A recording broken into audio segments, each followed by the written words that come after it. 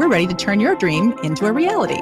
At Knoxville Smiles, we're more than just a dental practice. We're your partners in achieving optimum oral health. From routine cleanings and checkups to advanced cosmetics and restorative procedures, we offer a wide range of services in an environment that makes every visit a positive and comfortable experience. At Knoxville Smiles, it's about more than just treatments. We're focused on creating a welcoming environment where you feel like family.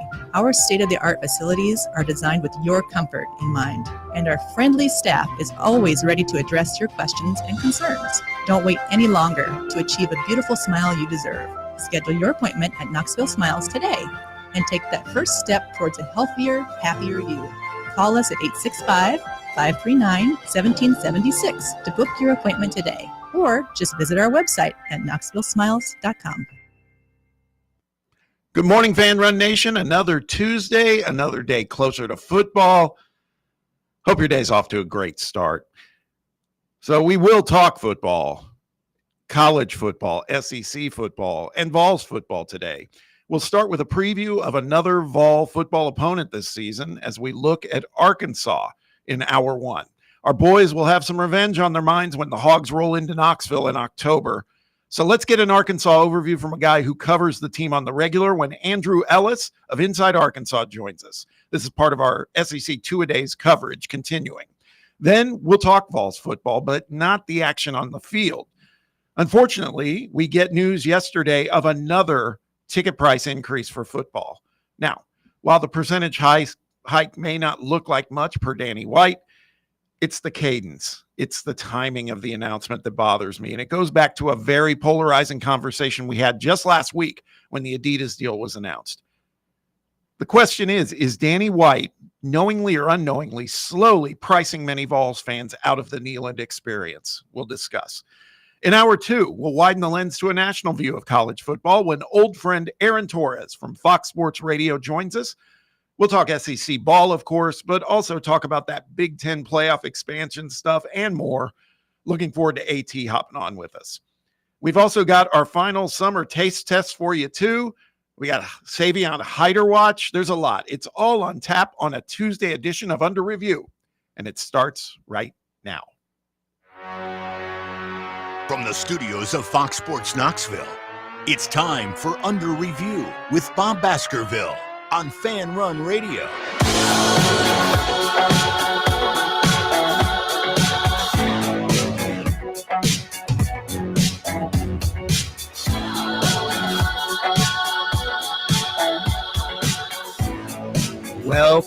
Welcome. It's Tuesday. Only 11 days till football time in Tennessee, 4 days until week 0, only 16 days till regular season NFL football. I got a fantasy football draft tomorrow night. It's all happening. We're getting excited. We're here again to talk about it. We appreciate you joining us for the ride. We are coming to you live from the White Claw Hard Seltzer studios of Fan Run Radio. This is Under Review. I'm your host, Bob Baskerville, joined as always by Sam Beard. Got Brett Hollander and Jake Jenkins in the production booth with us as well. And you, the listener, always appreciate you spending time with us, however you choose to do it, whether it's on the radio dial, AM 1340, FM 105.7, that's our coordinates, or maybe you're streaming us live on your desktop or laptop via fanrunradio.com. Maybe you're out and about going mobile, using your mobile device, streaming us that way with the free Fan Run app. Maybe you check us out later as a podcast, and that's cool. Wherever you listen to your podcast, you're going to be able to find our shows. Also on video, Fan Run TV. Starting to see some growth there. It's pretty impressive. Like and subscribe. We're over on YouTube, Fan Run TV. You can also interact with us there too. There's a chat box where you can give us your thoughts, and I do read them. Josh, whoever that was yesterday, saying I'm learning how to read. I know how to read, man. Also, you can catch our video on X at Fox Sports Knox. However you choose to consume our shows, to support the brand, people, we got a lot of good things getting ready to happen. There's good things happening now. It's only going to get better as football season starts. So just you watch and just you listen. It's coming. You can also be a part of the program on a live basis. You can phone in or text us. Phone lines are open. Text box is open. Same number works for both. Area code 865-966-3435. That's 966-3435. And like I said, you can interact with us with your thoughts, comments, rants, whatever on X as well at Fox Sports Knox. Got a big show for you today. There's a lot going on. We're systematically this week going through some of Tennessee's really key opponents in the SEC. Yesterday we did Georgia. Today we're doing Arkansas, which Arkansas is not necessarily going to be that good, although they think they are. But we're going to hear about that in hour one. But it's also a revenge game here. I just think it's one of those that's important for Tennessee to take care of business on. It goes without saying. There's a couple games like that have to be put them in the bank wins, and this one is top of the list. So we're going to talk about that today. We got Aaron Torres, who's joining us. It's been a few months since we've had AT on. He took a little break, so did we, but now football's upon us, and he is back, and we're excited to have him join us. Got a Tuesday summer taste test. We're almost near the end of the road on the summer taste test. Pork rinds, baby. That's on the menu today. Jake is shaking his head no, like that's not his thing, but he's going to have to participate. That's the way it goes. And then we're going to be listening closely. Savion Hyder supposedly making a call on his commitment around 11:15. So right about the time we'll be getting close to wrapping up with Torres, and then we'll have some good news to talk about. So good show ahead today. But before we get to that, let's say hello to the rest of the gang. Sam Beard, how are you, my friend? I'm doing pretty good.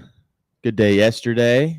Went out and went to like a local sports memorabilia shop and just kind of perused around. Came out with a few things. This new hat. What's it say? Oh, Tennessee Volunteers. Got a new Tennessee hat. Then got some good pizza out in Oak Ridge. You ever been to Big Ed's? Big Ed's. Yeah. It's been a long, long time, but yeah, Big Ed's is legendary. Mm-hmm. Yeah, so went and had some Big Ed's pizza, and then watched a little football last night. Watched a little movie. Nice. Pretty solid night for me. My Dynasty King, Ja'Cory Krosky Merritt for the Commanders. I picked him up off the waiver wire in my Dynasty League like last week when there was a lot of buzz around him with camp. And then now there's the whole thing coming out with Brian Robinson. So I'm kind of hoping that Ja'Cory Krosky Merritt, he doesn't like to be called Ja'Cory though. Bill. I saw that. Bill Krosky Merritt. I saw people on social media calling him the Big Beautiful Bill because they're in Washington. So no, I watched him, and that was a pretty solid little preseason game. And then I am having some laptop troubles this morning. I think I just need like based on a quick Google diagnosis, they're thinking maybe just a software update. And I do have a software update needed on my computer, so that might be why. But my display is like very dark and almost yellow, and it's like flickering kind of at times. And I just looked up like MacBook screen flickering and way too dark, and they're like, might be outdated software. So I'm hoping that's the fix, but we're going to have to figure that one out after the show. Yeah, that's tough. She's working, but it's like I'm kind of having to squint at some things. I open up like a new tab, and then it's just flickering like an old TV screen or something like that. Yeah. Classic technology problems, but I'm going to be pissed if this is something that I have to like take into the Apple store. There's nothing I hate more than going into the Apple store. I know. It's a weird vibe in there, right? Yeah. Like they're very helpful, Yeah. but they kind of leave you out in the dark, you know, like they just take it into their little back room and they're like, here, walk around the mall for 5 hours and then we'll have it fixed after that. Yeah. Ja'Cory Krosky Merritt. He's a buzzy little guy right now. I know. In NFL preseason. So much so, what sounds like the Commanders are even shopping around Brian Robinson. They're presumed running back one. They got some other guys, right? They got that kid from Kentucky, right? Yeah, Chris Rodriguez. So they got a couple guys. Let's talk about that for a second. Joe Burrow, by and large, I thought looked pretty good, but what the hell was Oh he my doing God. with the scrambling, man? It's like he's going to get the whole point is I love seeing him in preseason, but I'm sure the coaches are like, what are you doing, man? Just stop, go down. It's just foreshadowing maybe for the rest of the year for the Bengals. Yeah. I mean, yeah, just that offensive line just scrambling around trying to find a guy, and Joe Burrow's just dipping and diving in between everyone, and then just gets caught up and gets his ass beat, basically. I mean, yeah, if you're a Bengals fan watching that one, no way that makes you feel good in the slightest. And me, and I told you I got a fantasy draft Yeah. tomorrow night, and he's one of my keepers that I just protected. The deadline was yesterday at 6 p.m. and I was like, Got to keep him healthy. yeah. I mean, and Joe's athletic enough. I mean, I see that. Oh, yeah. But still, like last night, it's like you're not Jaden Daniels. You're not, hell, you're not even Josh Dobbs when it comes to that type of stuff. That run from Jaden Daniels, my goodness. Just glides, Yeah. man. It just looks effortless. He didn't throw a pass. No, he didn't. He didn't. He just was in for a series, and I bet you we don't see him again. That might be it until regular season, of course. But there's only one more week of preseason, right? There's only Correct, 3 games instead of used to be 4. So, yeah, I watched some of that. Felt good. It's just nice to get a little taste. Get that A team for Monday Night Football together. And the longer preseason goes on, though, the more it also is like, God, this sucks. Like, just get me into the real thing. But we'll have week 0 here this weekend, and that'll kind of that'll bridge the gap for me. I've quit worrying about the outcomes of these preseason games. I've just been focusing on like player stories. That's it. Seeing how players look. Mm-hmm. And it's mostly the younger guys because they bench most of the older guys. Did you watch any of Rich Eisen doing sports? I did. That just brings back all the feels, man. Yeah, I don't think I'd want to see him on the regular doing it. And you can tell maybe even he's like, yeah, I'll do this. But, he's good. He's never bad. But So was that just kind of like a one-off thing just to like get him be like, hey, I'm back at ESPN, and then it's just going to be like his show from now on? They said part of it was a tease for the premiere of his show in a couple of weeks. Okay. It's like 2 weeks out. Yeah. So, and Van Pelt, I think, is easing back in, right? He was on a big summer break. He did the pregame last night, but I don't think, I could be wrong. I don't know if he's back doing Sports Center yet.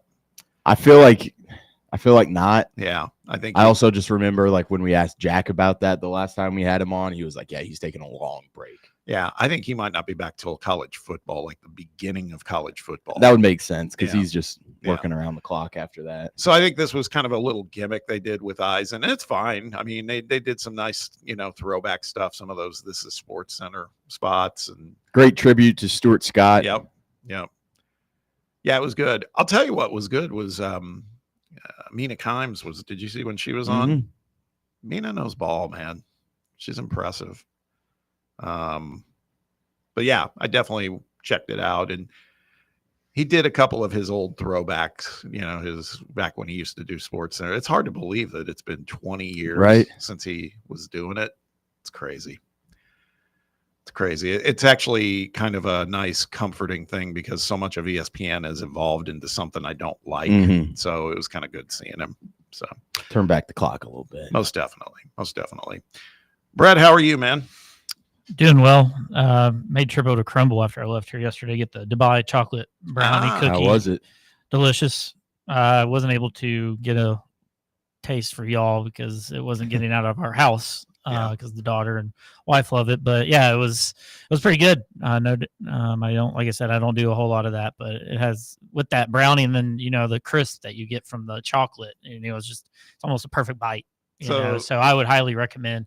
And the line over there, I mean, just getting the individual Dubai chocolate was almost out the door. Really? Yes. See, I got a box of 4, but it took me, there's a line because you can do the little, you go to the kiosk or whatever they have in there. Normally it's quick. Yeah. I mean, it was pretty quick through there, but the line and everybody just had these individual boxes, little one off, just getting this Dubai chocolate. I'm surprised I got one, to be honest. I don't know how many they have, but yeah, it was definitely, everybody knew about it, to say the least.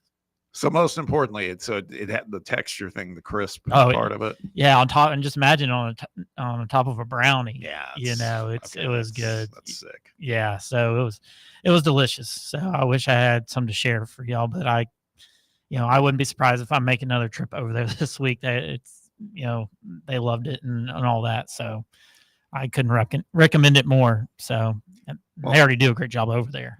Well, on the bright side, you'll get some crisp this afternoon with some pork rinds. There we go. I am interested in these. I do love a pork rind, so pretty excited about that. So yeah. So, but other than that, didn't do a whole lot and also watched a little football like you guys did. But yeah, other than that, it was quiet night. So don't get those very often anymore. I am fired up. I think today is the Netflix launch of The Gambler and his Cowboys. I was literally just about to say that. I've been seeing some clips on my social media that have just been awesome. No, I think I'm shelving the Kingdom thing, the Chiefs thing. I'm not watching. I just don't have. Well, I don't have time right now, but I will make time for Jerry Jones and. Is it like Cowboys. a two? How long is it? Is it like a 2-part docu? It's a limited series, so I bet you it's 3 to 4 episodes. Yeah, maybe 6. I don't know, but yeah, and again, it goes back to when he bought the took over the Cowboys and the very beginning, the whole path. There's been a big debate about him too. It's like, does he really care about winning, or does he just care about being in the headlines? And it's 8 episodes, by the way. Is it really? Oh, wow. Yeah, Okay. It's beautiful. But I think that's an interesting conversation, because I think he talks about winning. I don't think he cares about winning. I think he likes to be the show, whatever that means, I saw a clip of Jimmy Johnson, and he said there was like one game where they just played terrible and like not up to his standard at all. And the flight attendant was about to start passing out the meal on the plane after, and he like told the flight attendant like they can't eat. Wow. Yeah. Jera. Yeah, I'm excited. I'm excited to watch it too. No doubt. Jake, how are you, man? I'm doing all right. Bit of a sad morning. My twin sister's off to college today, so said our goodbyes this morning. They're heading out around 12. Yeah, I thought about that, man. This is really being twins. First time you guys have been apart, right? Been apart, yeah. It's gonna be a little weird. It's okay, man. I mean, it's okay to have the feels, is what I'm saying. Yeah. So we understand that. But she'll be all right. She's excited. So yeah, she's not far away either, right? It's only she's going to ETSU, so yeah, only 2 hours. Yeah, you got the place to yourself now. Got man. that. I'm the man of the house. Man of the house. Me and the cats for a couple days. Yeah. So not a lot going on. And I think new episode tonight of Alien Earth. I'm excited. So there you go. That'll get your mind off things. There you go. Get scared. Think about a monster eating your face. That's when you got problems. There you man. go. Yeah. Oh man.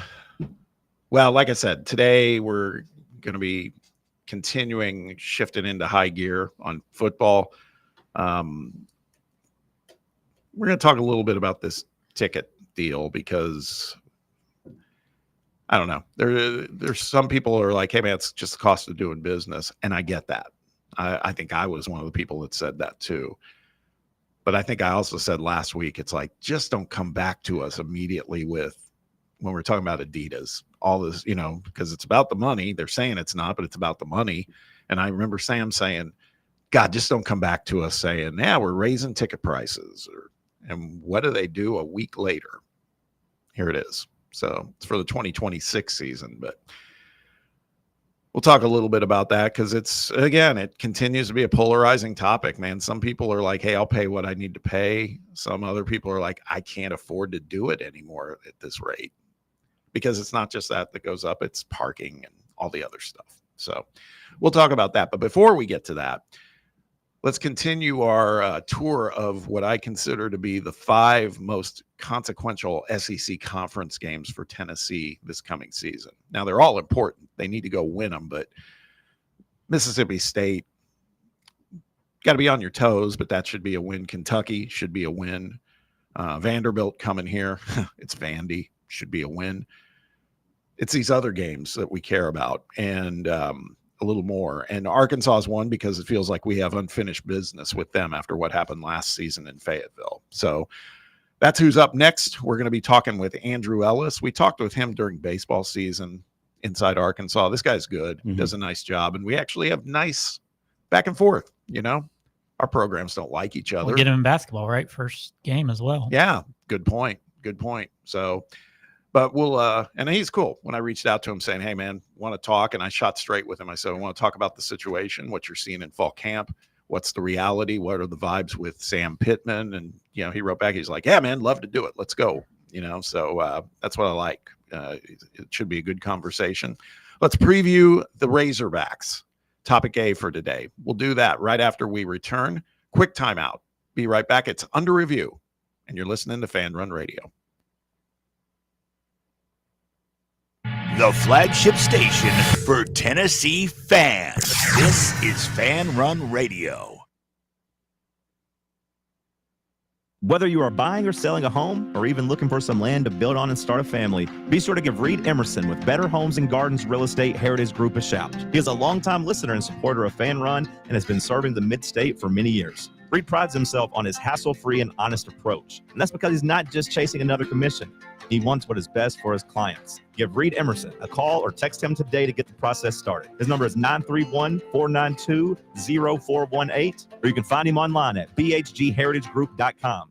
Hey Knoxville, Surfside iced tea and vodka made with real brewed tea is only 100 calories, 2 grams of sugar with no bubbles and no troubles. That's right, zero carbonation, so it's easy to sip and enjoy. Headed to a game day or party at a friend's house? Bring an iced tea or lemonade variety pack from Surfside or try their green tea and new raspberry tea vodka. Find the can with the sunset stripes this season. Surfside iced tea and vodka, sold at bars, restaurants, and stores near you. Surfside iced tea and vodka, sunshine in a can. Must be 21 or older. Enjoy responsibly. Attention service members and veterans. Introducing the Griffin Law Firm, your trusted ally in military legal matters. From court martials to benefit claims, at Griffin Law, your mission is their mission. Here's VFL Marshall Griffin. As a veteran and retired military attorney, I've successfully defended lifelong benefits and helped preserve professional futures. So I know that when you hire a military justice lawyer, you maximize your chance to get relief. With my unique experience, I can advocate for you because there's no military matter that's too big or too small. Let us help you make these critical decisions that could affect the rest of your life. Remain silent. Request counsel. Call Griffin Law. For a free consultation, call 888-707-4282. That's 888-707-4282. Or just visit griffinlawdefense.com. Believe in family. Believe in your fellow man. Believe in honesty and an honest day's work. We do. We're Farm Bureau Insurance. And we don't just believe in Tennessee. We believe in Tennesseans. Farm Bureau Insurance. Tennessee's insurance company. This is Baseball VFL Cody Brown. Farm Bureau Insurance is the official insurance for Tennesseans. Believe in me for all of your insurance needs. Give me a call at 865-992-3871. In a world filled with deadlines and screens, sometimes we forget the simple joys of life, days filled with special moments. At Inward Half, we understand the essence of these moments. Feel the difference between our breathable fabrics and flexible apparel as you disconnect from the hustle and bustle and reconnect with what truly matters. Inward Half, simple luxury for on and off the course.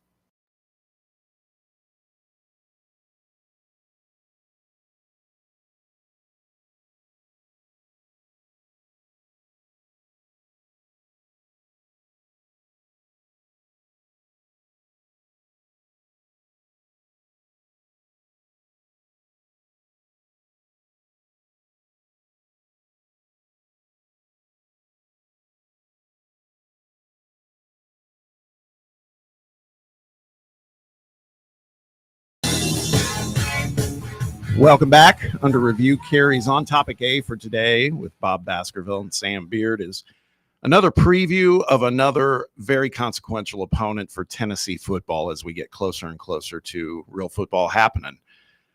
So this week, that's what we're doing. We're taking a look at some of these SEC schools that the Vols will be facing on their schedule, get kind of a feel for what's going on with each of those respective teams in their fall camp, and maybe some of the storylines that we think we're in tune with, but you would assume that the folks on the beat are going to know a little bit more, probably a lot more. With that, let's say hello to a gentleman who joined us in the summer. Kind of a painful moment for Vols fans when we were doing that super regional in Fayetteville, but love the discourse we have with this guy. The discourse, I should say, does a great job over at Inside Arkansas with John Neighbors, Curtis Wilkerson. It's Andrew Ellis who's joining us today. Andrew, good talking to you, man. How you been this summer? Man, I've been great. The last time I talked to y'all, it was a lot cooler time in my life. I feel like, baseball season was in full swing. The postseason, baseball's kind of my domain, and the Hogs are very good in baseball. As we get excited for football season, I'm definitely ready for the season, but I'm a little less confident as I come here on the program talking about Razorback football. It's just a little bit different. The expectations and what to expect for Razorback fans, and there's a lot of excitement, but there's a lot more anxiety this time around as we prepare for another season of SEC football. Yeah. Well, let's start. That's a good starting point, because from a 30,000 foot view, and this guy is kind of near and dear to Vols fans' hearts too, because he spent some time in Knoxville, and we're talking about Sam Pittman. It feels like just from afar, we don't want to do create some main character or central character syndrome, but Vol fans, I think, feel like maybe they were responsible for saving Sam's job last year when you guys beat us in Fayetteville. And it feels to me, finished last season 7-6, which I think was a little bit of a surprise, like a pleasant one. At the same time, man, the heat just ratchets up if you look at this season. Your road schedule, I'm telling you stuff you know already. And what's interesting, and that's what I want to get your perspective, if you talk to some of the national pundits that we've talked to, the perspective is kind of like, man, if you're a betting person, who's going to be the coach on the hottest seat, or maybe even the coach that goes first, loses their job in the SEC, people gravitate towards Sam Pittman. Yet I still see him moving along and surrounds himself with good people. You got Petrino, et cetera. What's your take on that overall view, and what's that mean in relation to just what you were saying a minute ago, kind of the vibes and the anxiety around the program in general? Well, I think it's an accurate assessment that beating Tennessee last year may have saved Sam Pittman's job. Now, if you talk to some people around the athletic department, that they'll kind of downplay that of, oh no, we had the utmost confidence in Sam Pittman. We weren't even thinking about firing Sam Pittman, but in reality, I don't think it's that crazy of a leap. And there's a reason why that is a narrative. There's a reason why a lot of us feel that way. I think that was a moment that, one, got Arkansas to bowl eligibility. And as you know, the difference between 5-7 and 6-6 is a big deal, especially when you're a program like Arkansas who, we knew going into last year, we know going into this year, Arkansas is not competing for a national championship. And so what are you competing for? You want to give your fans a product they can be proud of. You want to play in the postseason. You want to, have a winning season, all these things. And so beating Tennessee allowed Arkansas to check a lot of those boxes that are very important for a coach trying to salvage his job, but also keep this fan base intrigued, keep this fan base excited. And so I think that is kind of the big thing. Because again, what's more exciting than beating a top 5 team at home and beating a team that plays in the playoffs? I think that was such an important moment. And it kind of, again, bought Sam some time. But that excitement from the fan base is, I don't want to say at an all-time low, because, again, the season starts in whatever it is, 11, 12 days. There's always people that are excited for football, and there's plenty of fans in the state of Arkansas who go into every single season, new blank slate, we're going to be awesome, don't care. But I think there's also a lot of fans who are entering this kind of watching through their fingers, like not excited about what's going to happen. And so how does Sam Pittman go about kind of restoring that faith, restoring that belief in the fan base? He's got an uphill battle just because of what's in front of him. the Tennessee game, what is it, week 6, week 7? Arkansas plays Notre Dame in week 5. They play Ole Miss in week 3. They have also a matchup with Arkansas State, which is something you just cannot afford to slip up in. You also take a little trip to Memphis, another trip where that's a sneaky one, and one you really cannot afford to mess up in. And so there are plenty of traps there for Sam Pittman right out of the gate. And so, again, beating Tennessee last year and making it to a bowl game, like you said, pleasant surprise. That's awesome. But it's like, it doesn't really absolve you from all of the question marks from the fan base and really the general public. It's year 6 for Sam Pittman. It's really hard to come up with excuses for anything as a head coach in this league when you're in year 6. Year 2, I got to get my guys in. We didn't have our quarterback. We had an injury here. When it's year 6, it's like you kind of have to have all the answers as a head coach in the SEC, no matter how unfair that is. So I think for the fan base, there's a lot of people who are kind of waiting to crack down on Sam Pittman. But I think there's, of course, he's such a likable guy. I think a lot of fans, of course, want to get behind Sam Pittman. And if he gives them anything to get behind, they will do it. And so it's another fascinating season. But as you know, that excitement for the season can turn into turmoil really quickly. All it takes is 1 or 2 bad losses. And so there's definitely a lot of pressure on Sam Pittman going into 2025 once again. We all know that the quarterback position is a massive indicator of success in this conference as well as just around the country. And I would say Arkansas returning one of the better quarterbacks in the conference in Taylon Green. What's kind of the view on him, coming into another year in the Petrino system and being a super talented guy himself, but maybe some of the experienced wide receivers and running backs and other weapons for him last year, having kind of graduated and gone on. What's kind of the vibe around him and how much of the load is he going to have to kind of shoulder throughout the year offensively? Yeah, it's weird. When Taylon Green came to Arkansas from Boise State, you looked at his numbers at Boise State, and there's really nothing that jumps off the page where you're like, oh, wow, this guy's a huge game changer. But then when you kind of watch him, you see the athleticism. He's 6'6", he looks like what you want your quarterback to look like. He can make all these plays, and you kind of realize, okay, there's a little something there. It's kind of the same thing going into this year where you look at it on paper last year, and he did throw for a pretty good amount of yards, but, it's not like numbers that are just going to blow you away. But if you watch Arkansas play last year, I think a lot of people saw how much Taylon Green was able to just kind of make things happen for them. That Tennessee game was a nice example. I mean, even when he's getting hurt and leaving the game, he's kind of in the middle of leading a touchdown drive there to put Arkansas on top. And I think Arkansas, they struggled up front on the offensive line. And so Taylon Green was kind of running for his life a lot, but he made a lot of things happen for Arkansas. And what I think a lot of people don't realize is that Tennessee game was, about the halfway point of the year. He gets hurt in that game and was never really the same. I mean, he didn't miss time, but he was not 100%. There were even games last year down the stretch where Taylon Green did not have a rushing attempt, like a designed rushing attempt.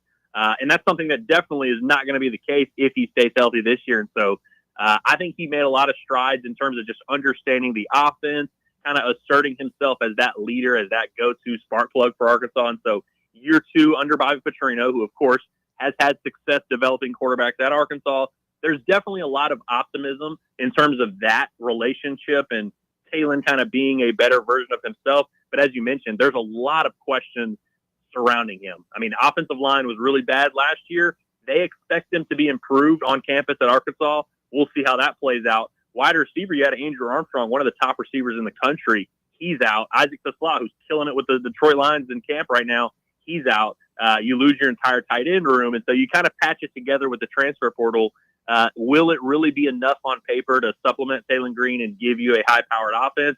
We'll see, but I think Arkansas, honestly, in terms of questions on this team, there are a lot you can ask, but I don't think many Hog fans are asking them at the quarterback position, which, like you said, one of the most important position on the field, can kind of win you games you're not supposed to win. And so I think if you're kind of trying to talk yourself into the idea that Arkansas is going to outperform expectations and they're going to surprise some teams, it's probably going to need to come from Taylon Green making some things happen. We're talking with Andrew Ellis from Inside Arkansas, previewing the Razorbacks. What's your take, staying with offense, what's your take from fall camp so far? We remember all too well Braylon Russell last season in the game in Fayetteville. We know he's back, but also It sounds like there's some flashes from this transfer, Mike Washington, right? Who do you think is RB1 at this point for that team? So it's kind of crazy. 3 months ago, if you had asked me, that would have been a much more complicated answer to give. But it's Mike Washington, and it doesn't sound like it's really that close, especially just coming out of all these scrimmages. Hell, they scrimmaged on Saturday, and Pittman was saying, hey, Mike Washington was so good that after he busted off another touchdown run, we limited his reps because we want to keep him healthy. We want to make sure he's fine. And Braylon Russell also had a good day, but Braylon Russell is a fascinating character because, again, freshman in the SEC had some success, something you can really build off of. Then he enters the transfer portal, takes himself out of the transfer portal. You start hearing murmurs, actually, no, he's going back in. Now he's coming back. So he kind of did a little bit of a weird thing. He literally left the team during bowl practice and then came back and wound up playing in the bowl game. He's an interesting character, interesting personality. I think Mike Washington, what he's brought is a little bit of stability to this running back room, which I think was very much needed, especially because the guy they lost last year, Jaquinton Jackson, was just kind of a bell cow you knew you could count on. And so Mike Washington has brought in a little bit of that. Again, he's another one. You look at his resume prior to Arkansas, he was at Buffalo, he was at New Mexico State, ran for a few hundred yards here and there, but was not some guy to write home about. They've been blown away with him. And so I'm interested to see what it looks like on the field because right now we're kind of just going off of what the coaches and players say, but literally every coach and every player that has come to the media during fall camp has raved about Mike Washington. So it does seem like they found something there. And I think this run game is going to be kind of the center of everything because, of course, Taylor Green can make some things happen with his legs. There's a lot of question marks at wide receiver in terms of what they brought in. Not that it's horrible, but I just don't think you have a super high ceiling where you're going to be airing it out 40 times a game. And I don't think this offensive line wants to take on that challenge. I think they're going to be very dependent on that rushing attack. I mean, Braylon Russell is 235 pounds. Mike Washington is 228 pounds. Taylor Green is 235 pounds. And so I think Arkansas is going to try. That's kind of going to be their identity, is trying to lean on some guys and really run the ball and be, threatening teams that way. Got the comments yesterday from Sam Pittman at the Little Rock Touchdown Club saying, if you don't want to rank us, that's fine. We'll surprise a lot of people. Kind of given what you said there at the start of the interview off of Sam Pittman and kind of year 6 and stuff like that. Are comments like that, does that get some fans kind of jacked up and excited a little bit for maybe what's to come this season? Or do you think it's just kind of, hey, this is some coach speak and this is a guy that's kind of living on borrowed time right now? Well, it's certainly, it's coach speak to an extent. Pretty much every coach that gets in front of a microphone this time of year, there's going to be some element of, playing the hits. Oh yeah, we love our team. We've improved our depth. We think we're great at this position. You have to do a little bit of that. My thing with Sam Pittman, and I've said this before, there was a point that I didn't think he was capable of coach speak. He would go to the press conferences and be so honest. And there was a point where they asked him about, a time they didn't kick a field goal. He admitted to the press, he said, I did not know what to do. Time was winding down. I didn't know what to do. And I'm like, that's just something you can't say as a head coach. He was almost, again, too honest about his team, about his situation. And so, maybe he does honestly feel like, hey, yeah, we're going to be awesome. And look, I'm sure he feels that way. He should feel that way. And so I love hearing stuff like that from Sam Pittman, which is more in line with just what other coaches around the country say. What I don't like, and he also followed up with some of this at the Little Rock Touchdown Club, is when he starts doing the thing of, well, we would be good, but, NIL is so competitive and all these other programs are paying guys and they have more money than us and they're poaching our players. And when he starts doing that and starts complaining and kind of making it clear that Arkansas is not competing at a high level financially, that's when he loses me. And that's when he loses a lot of people in this fan base. So I'm just happy when he's not doing that woe is me bit and he's doing the spot the ball. Let's find out how good we are. Let's be tough. Let's be the good, lovable underdogs. Because that's what Sam Pittman ultimately, when Arkansas fans fell in love with Sam Pittman, it's when they were the lovable underdog that, because he entered a situation that was awful. It was a program that it was 4-20 the last 2 years. And he just said, let's do what we got to do. Let's be as good as we can and let's compete. I like when I hear that version of Sam Pittman rather than here's the excuses for why we can't succeed, Sam Pittman, Looking at their schedule, and again, you touched on it a little earlier. I think I saw a thing where USA Today ranked Arkansas as maybe having the 4th toughest schedule nationally. and I'm looking at it almost in modules. If you look at like the opener is August 30th, but let's just say if you broke it into like the games in September, including that Alabama A&M game, which should be a win, you got Arkansas State, Mississippi, Memphis, Notre Dame. Then in October, after a bye week, and it again creeps into November 1, I guess, is at Tennessee, A&M, Auburn, and Mississippi State. And then the final 3 modules after a bye week is at LSU, at Texas, and home against Missouri. What do you think, if you're breaking it into those 3 groups, what do you think is the most critical one for Arkansas to go and make some hay? Because you said it earlier, and the schedule doesn't lie. It looks tough as hell. Yeah, I think that stretch with Notre Dame, right after you play Notre Dame, and I hope I'm getting the order right here. I believe it goes Tennessee, A&M, Auburn. Is it a 3-game stretch right there? Right. That is like, I feel like you have to win, at the minimum, you have to win one of those games. And of course, Arkansas did, they beat Auburn last year. They beat Tennessee last year. I'm not saying you have to replicate that again, but like if you go 0-3 during that stretch, especially assuming that you're going to lose to Notre Dame at home, which, there's no shame in losing to Notre Dame at home, but for every opportunity you don't take advantage of, you're going to have to kind of make it up on the other end. I feel like that's going to be the stretch that determines the ceiling for Arkansas season. If you win 2 of those games, you could really talk me into 7-5 or something like that. Maybe even 8-4 if you really get hot. But if you go 0-3 during that stretch, I just don't see how you make it to a bowl game. I really don't. I mean, I think Mississippi State, you get Mississippi State at home. That's kind of your SEC win in your back pocket.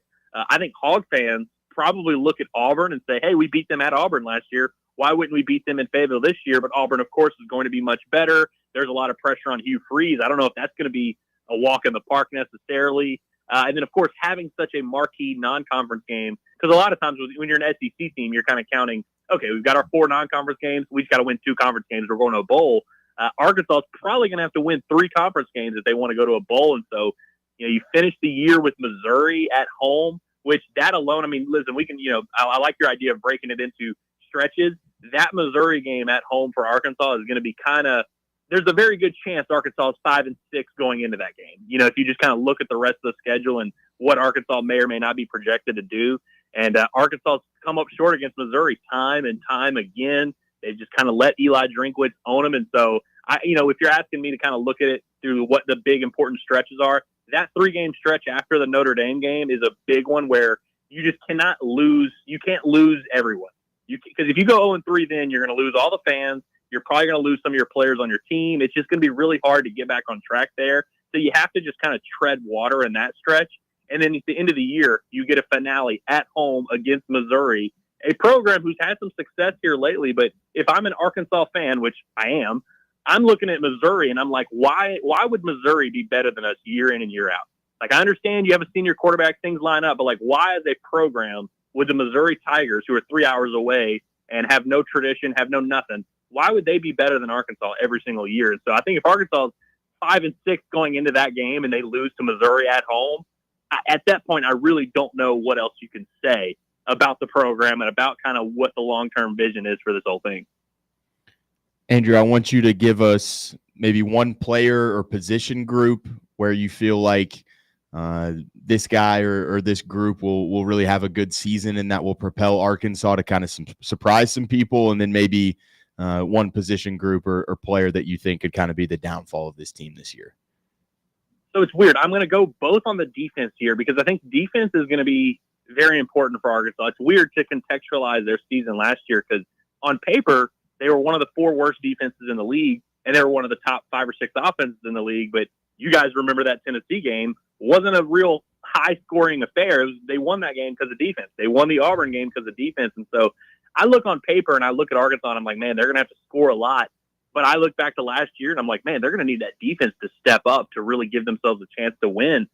In terms of position groups and players that I feel like I feel good about, it starts at linebacker for me with Arkansas. I mean, they've got Xavier Sorey and Steven Dix are their 2 starters back, guys that are going to be in the mix for like that 100 tackle, some of the most productive, experienced players in the league. They've got a lot of young talent in the room. Bradley Shaw's the guy that played a lot of the freshmen last year. They love everything about him. He's stepping up, kind of going to be that 3rd linebacker. They even have their highest recruit in the freshman class is a linebacker as well. They've got a couple transfers, one from the group of 5 level, one from the SDS level, who have been really good enforcement there. So they've got like legitimately 5 or 6 quality linebackers that I think are going to maybe free up Travis Williams to do some interesting things and maybe change up the way they do things schematically because of the strength they have at linebacker.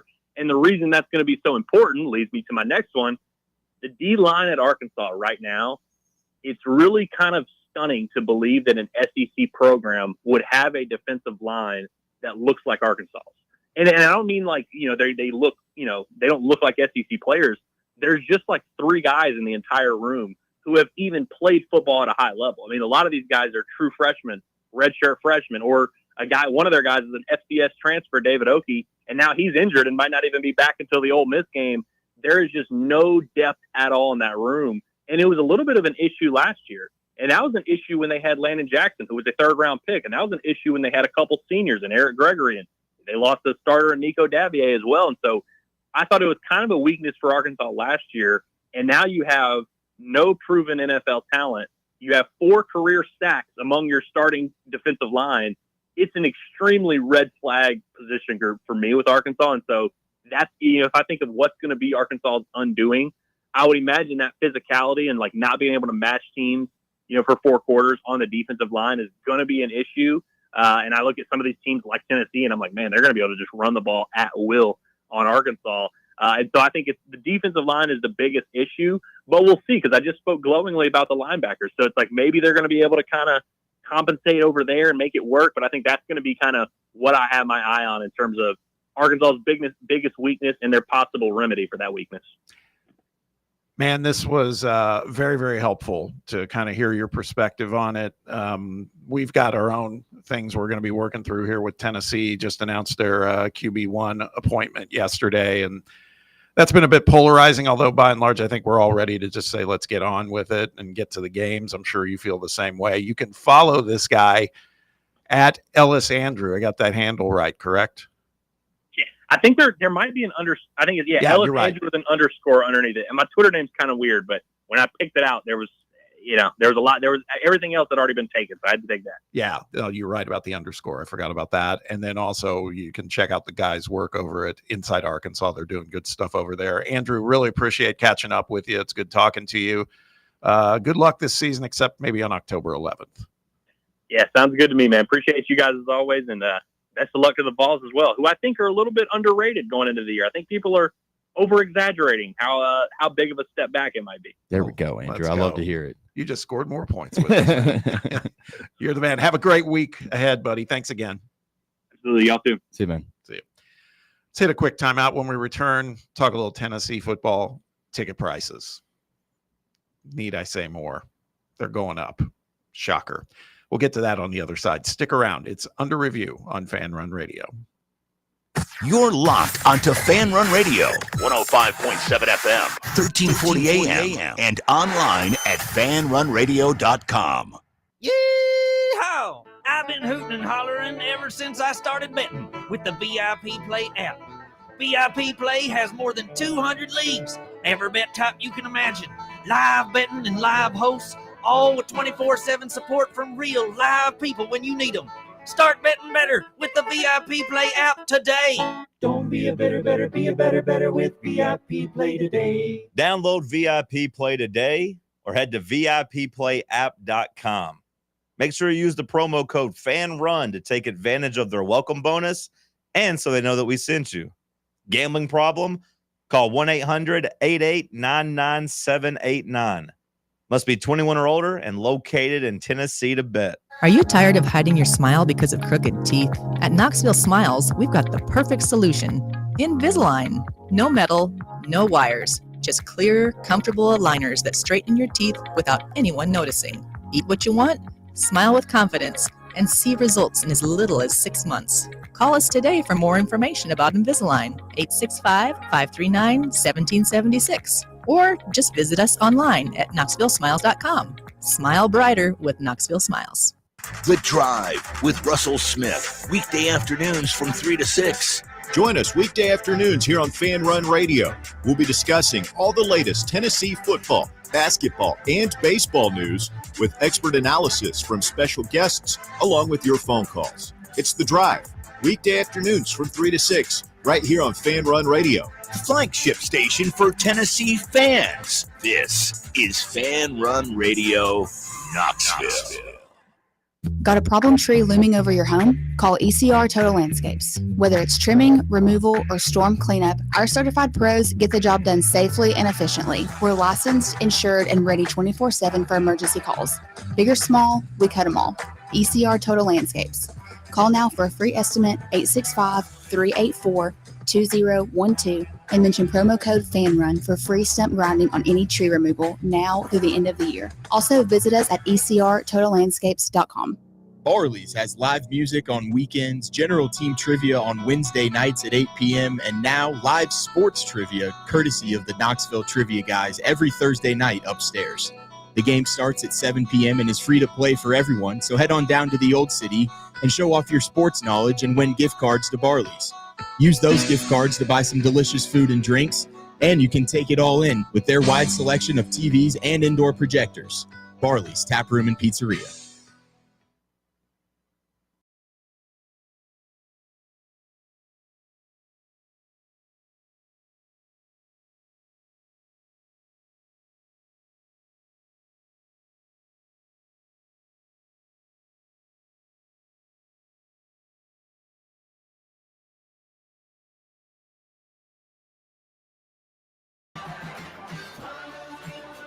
Welcome back. Final segment, hour one. Let's take a few minutes, maybe not more than that, to talk some Tennessee football.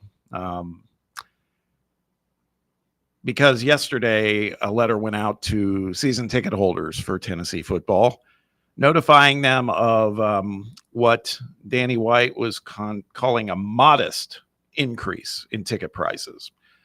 It says here, for the 2026 season, fans will notice a moderate per-seat price increase averaging 4% across the stadium. Fans will have the option of a 10-month payment plan to help spread out the impact of the increased costs. Listen, here's the thing, and we talked a lot about this last week, so I'm not going to belabor it, but 4% talks in a way that doesn't sound too extreme, so that's what Danny's flexing right now.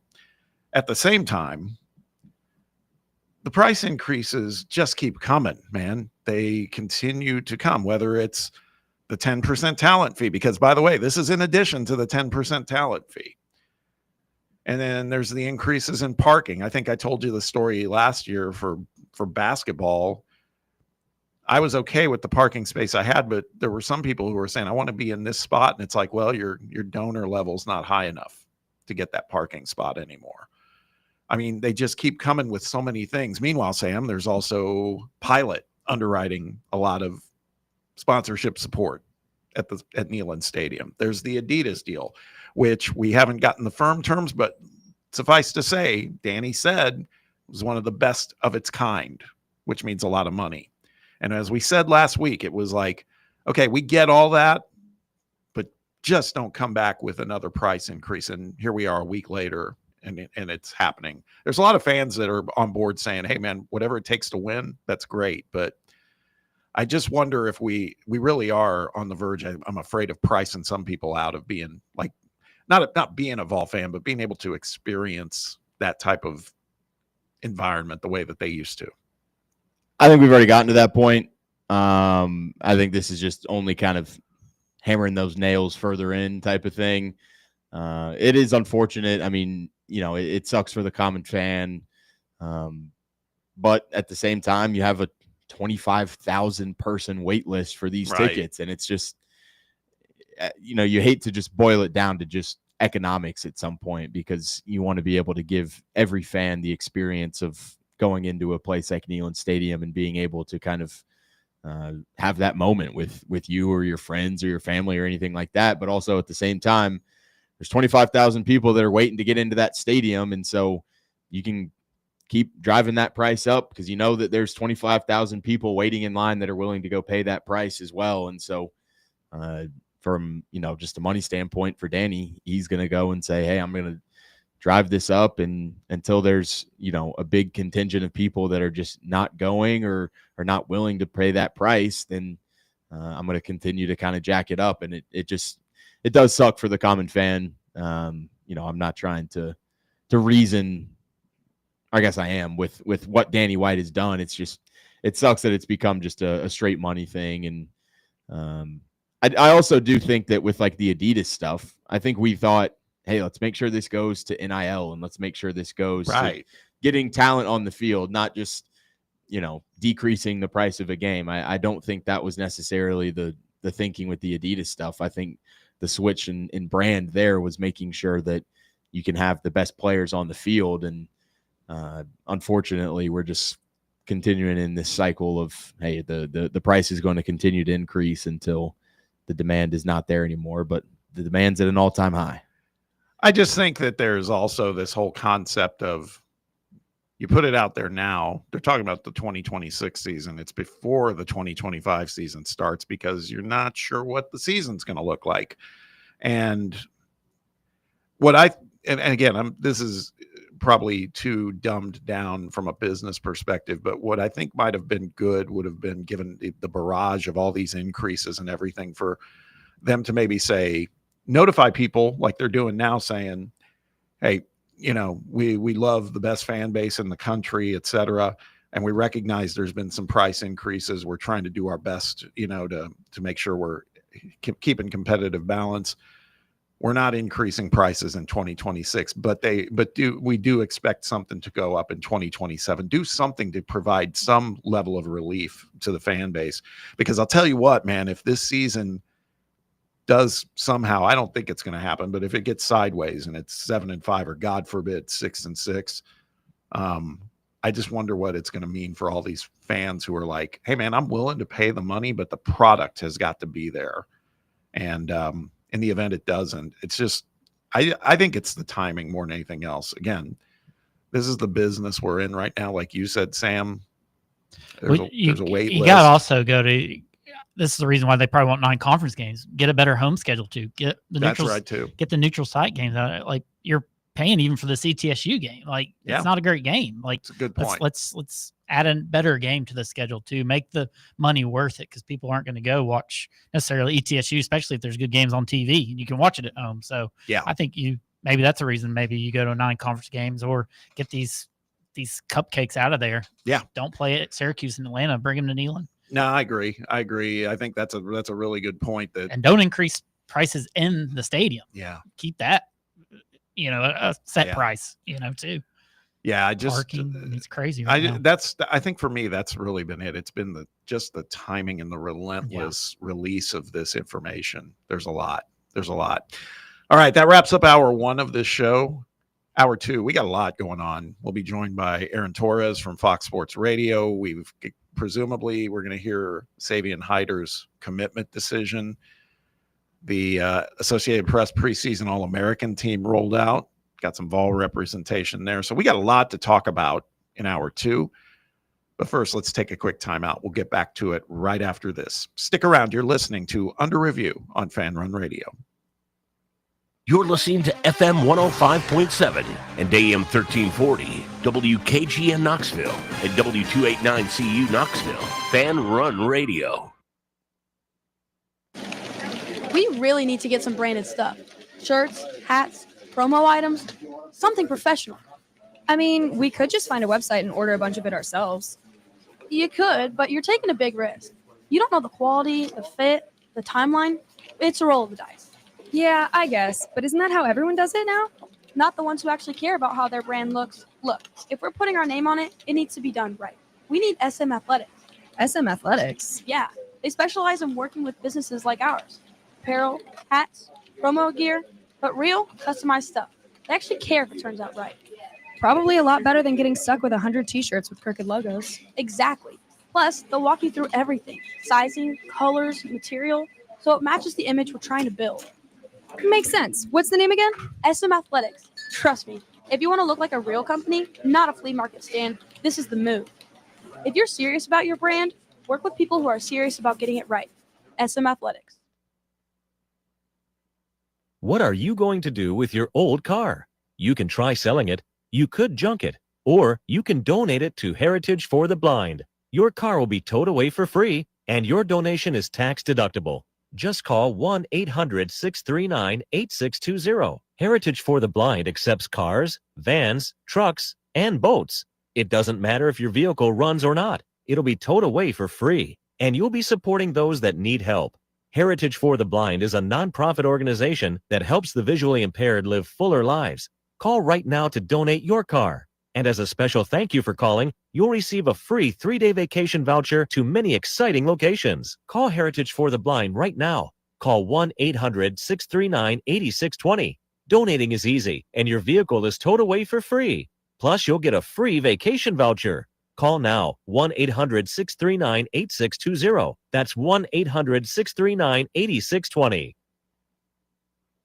Your tax refund belongs to you, not an identity thief. Over $6 billion in tax refunds were flagged by the IRS for possible identity theft last year.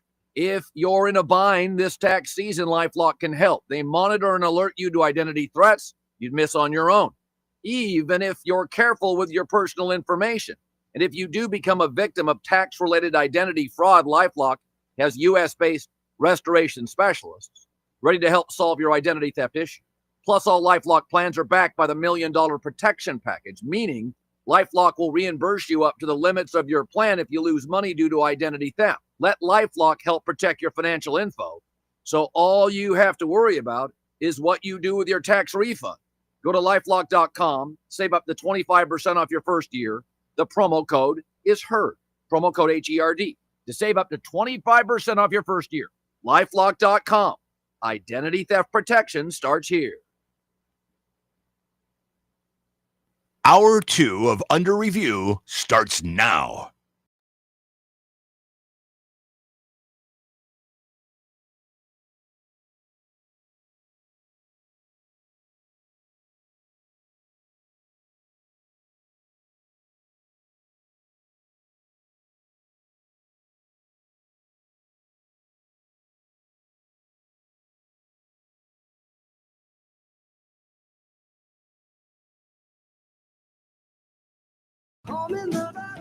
Welcome back to the White Claw Hard Seltzer Studios of Fox Sports Knoxville, Fan Run Radio. It's Under Review. We've got Bob and Sam and Brett, Jake. We're all here on a Tuesday, making our way through the day. Appreciate you giving us a listen. You can also be a bigger part of the program. You can call or text us, area code 865-966-3435. That's 966-3435. Or you can interact with us at Fox Sports Knox on X. We're also on Fan Run TV on YouTube. You can chat with us there as well if you're watching us. Got a big hour.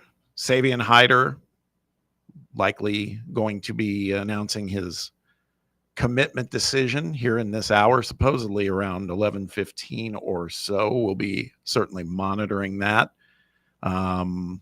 And we'll also be visiting with Aaron Torres from Fox Sports Radio. Talk about the AP All-American team. There's a lot going on. So, Sam, what do you think? Odds on Hyder at this point? Truly 50-50? No. I would be more of like a 70-30 to Michigan, probably. That would be my guess. Yeah, I'm afraid you're right. I'm kind of leaning towards Michigan myself. I'd like to be pleasantly surprised if Hyder says he's going to be a Vol, but got to brace ourselves for impact on that one. We'll be learning soon enough, apparently, here within the hour. But first, let's check in with a friend of the show. It's been a while. We took a little break during the summer, but now we got college football cooking, and it's about afoot. So let's get this guy's take on all sorts of things, whether it's Vols, whether it's some of the news that just came out in the last day or two about the Big Ten and their round robin that they're proposing for the college football playoffs down the line. You know him from the Aaron Torres podcast. Also, he has a show on Fox Sports Radio. It's Aaron Torres. AT, thank you for joining us, and apologies. I know I was going to give you a heads up a little sooner, and I got sidetracked, so I still appreciate you making time for us. Never a problem. I hope you guys are doing well. And, yeah, I think the way that you framed it, Bob, is right. Football is it's in the air, and it's nice because I think there's, we get the little check marks over the summer, media days. But you guys know, even after media days, there's usually a 2 to 3 week window where it just feels like there's not much going on. Now, I know, obviously, Tennessee has named their starting quarterback. Ohio State has named their starting quarterback. Auburn has named their 3 starting quarterbacks for week 1. So we're getting news. We're getting news. Yeah, how do you feel about that? Do you just feel like that's Hugh Freeze just being super frustrated? I mean, it's not like there's going to be a 3 quarterback rotation. He's just trying to send a message to his guys, like, step up. Yeah, I don't know, man. I've been a Freeze defender. I mean, the guy's won everywhere he's gone, immediately turned around Liberty. And I will say, like, last year, I thought the narrative kind of was unfair is not the right word, but, I think of their 7 losses, 5 of them they had a lead in the fourth quarter, or maybe it was a lead in the second half, whatever. And so I just felt like, okay, you turn the ball over a little bit less, you get a quarterback that takes care of the ball a little bit better. That 5-7 becomes 7-5 with the chance for 8-4 pretty quickly. But it does feel like it's been one storyline after another. The golf I thought was a little bit, the narrative was a little bit overblown. Then there's the story last week about they have different play callers on different downs, and maybe that's more, popular than I realized, but I've never really heard of that. And then obviously yesterday he says they could play all 3 starters or all 3 quarterbacks. So, like I said, I was somebody that kind of thought that team was due for a bump up, but the thing too with them is, you look at the schedule, week 1 at Baylor's a real team, 6-game winning streak to end the year. And then, you open SEC play with at Oklahoma A&M. It's just, it could go sideways really quick. And obviously that's not even including Georgia and Alabama, the annual rivals. So yeah, it's a weird deal. And like I said, he's a guy that I've largely defended. I think some of the narratives about him are just nonsense. But, when you get, 7, 8 of these stories in an offseason that make you scratch your head, at some point you say maybe it is as dysfunctional as it appears from the outside. Aaron, give us kind of the top line thoughts on the Big Ten's idea of expanding the playoff even further to 24, 28 teams. This just seems like a terrible idea to just guarantee rewarding mediocrity to teams that really don't have much of a shot getting into the playoff most years. And then even if they do get in under this new format, we know that most of these teams aren't going to be able to really compete for a national title at some point either. Yeah, one of the reasons I like talking with you guys is because I think sometimes, you guys even in real time make me think about things. And I'm thinking about this in real time. I haven't really fleshed out this take. But, like, why are you confident that Tony Petitti knows what he's doing? I mean, you go back to the Michigan thing from last week, and I'm the only one arguing this, is that, people say, oh, Michigan, they got off easy. People forget, Tony Petitti, in probably his first 6 months as commissioner, made the literal unprecedented move. It has never been done before or since, of handing down a suspension in the middle of the season to Jim Harbaugh without any investigation. It was just all hearsay and rumor and innuendo. And so I only bring it up because, okay, that was him trying to be stern, send a message. Well, the follow-up to that is, he's hell-bent on this 4-4-2-2-1 model of 16 teams. And I don't even get it because the whole concept is, we have these play-in games to the playoff, but we also have at-large bids. So it's like, so why do, if I'm the 3 seed in the SEC, why would I want to win a play-in game when I'm going to get in anyway? And so I guess now you add this, it's kind of like what I just said with Hugh Freeze. You had 3 or 4 kind of head-scratching decisions, and I guess my question would be, are we sure he knows what he's doing? And again, this is just a proposal, and I get that, you get a boardroom full of people, you get a lot of different ideas, and maybe this is just one that got floated around, but you start to think through some of the things that he said. I mean, in 18 months or 2 years that he's been commissioner, what is the groundbreaking, brilliant moment that he's had? I'm not sure that there is one. And I guess, like I said, I hadn't really thought about it until I got on air with you guys. But, like, you know, we're starting to get kind of a resume that maybe this guy doesn't really know what he's doing. Yeah, we're talking with Aaron Torres with Fox Sports Radio. I tend to agree. I mean, I think we've at this point we're just a few clicks away from, well, let's just open this up like they do the NCAA basketball tournament and make the regular season like 8 or 9 games, which I'm saying facetiously, but it's like we might have the solution with 12, honestly, now that they've gone through the reseeding adjustment that they're going to have this year. It's like, can we let that play out just a little bit before we start trying all these other wild concepts? Well, and that was real quick. Back to the 2018 model, because I didn't really even address the 2018 model. I agree with you 100%. And, you know, again, I think that, you know, as somebody who was never even a proponent that we needed to go to 12, I understand 12. I mean, I get it for, you know, for any school. It's just, you know, it was really hard to get into a group of 4. And I think now that we've kind of realigned these conferences, I think that the power is in obviously 2 conferences instead of 5. And so I get 12, but that was the other thing that you bring up such a good point, Bob, is that, you know, I've always felt like, you know, during the summer, let me put it this way, when it was just a foregone conclusion that we were going to 16, it was like the decision made. Are we positive that 12 is actually the answer to that?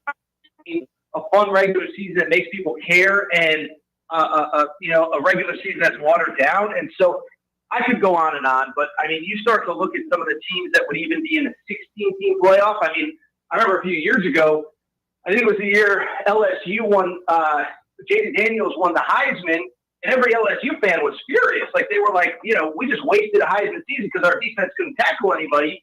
And it's like, well, they would have been in a 16-team playoff. So anyway, I'm rambling. I'm just going in a lot of different directions.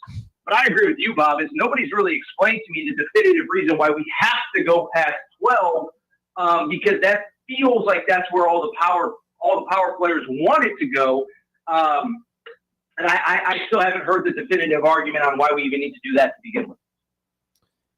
Who's a team in the SEC that maybe outside of kind of the normal chalky picks, you know, team with a lot of expectations that you feel like is not going to perform as well, maybe outside of like an Alabama and a Texas?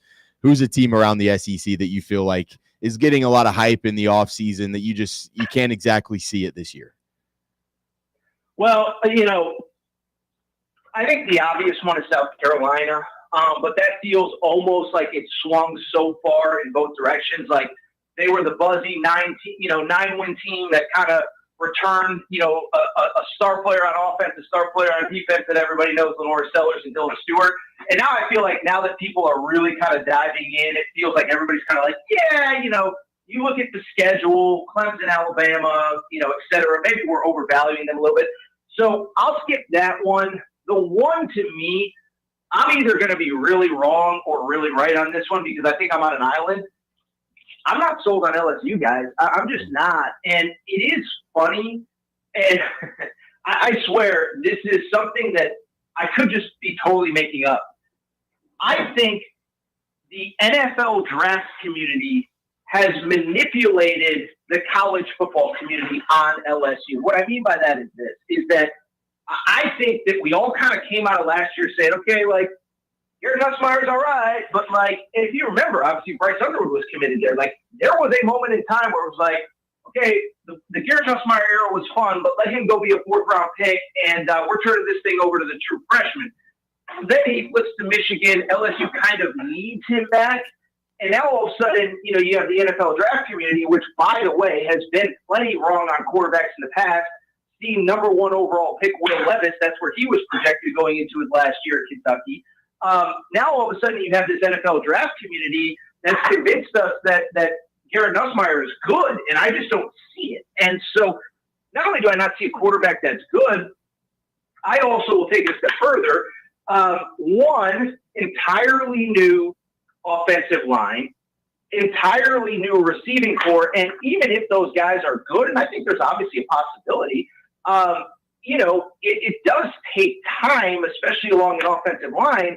The problem is you don't have time when you open at Clemson and you get Florida and at Ole Miss before the end of September. And so, I think 3-2 start, a 2-3 start is absolutely in play. And let's not even go extreme and say 2-3.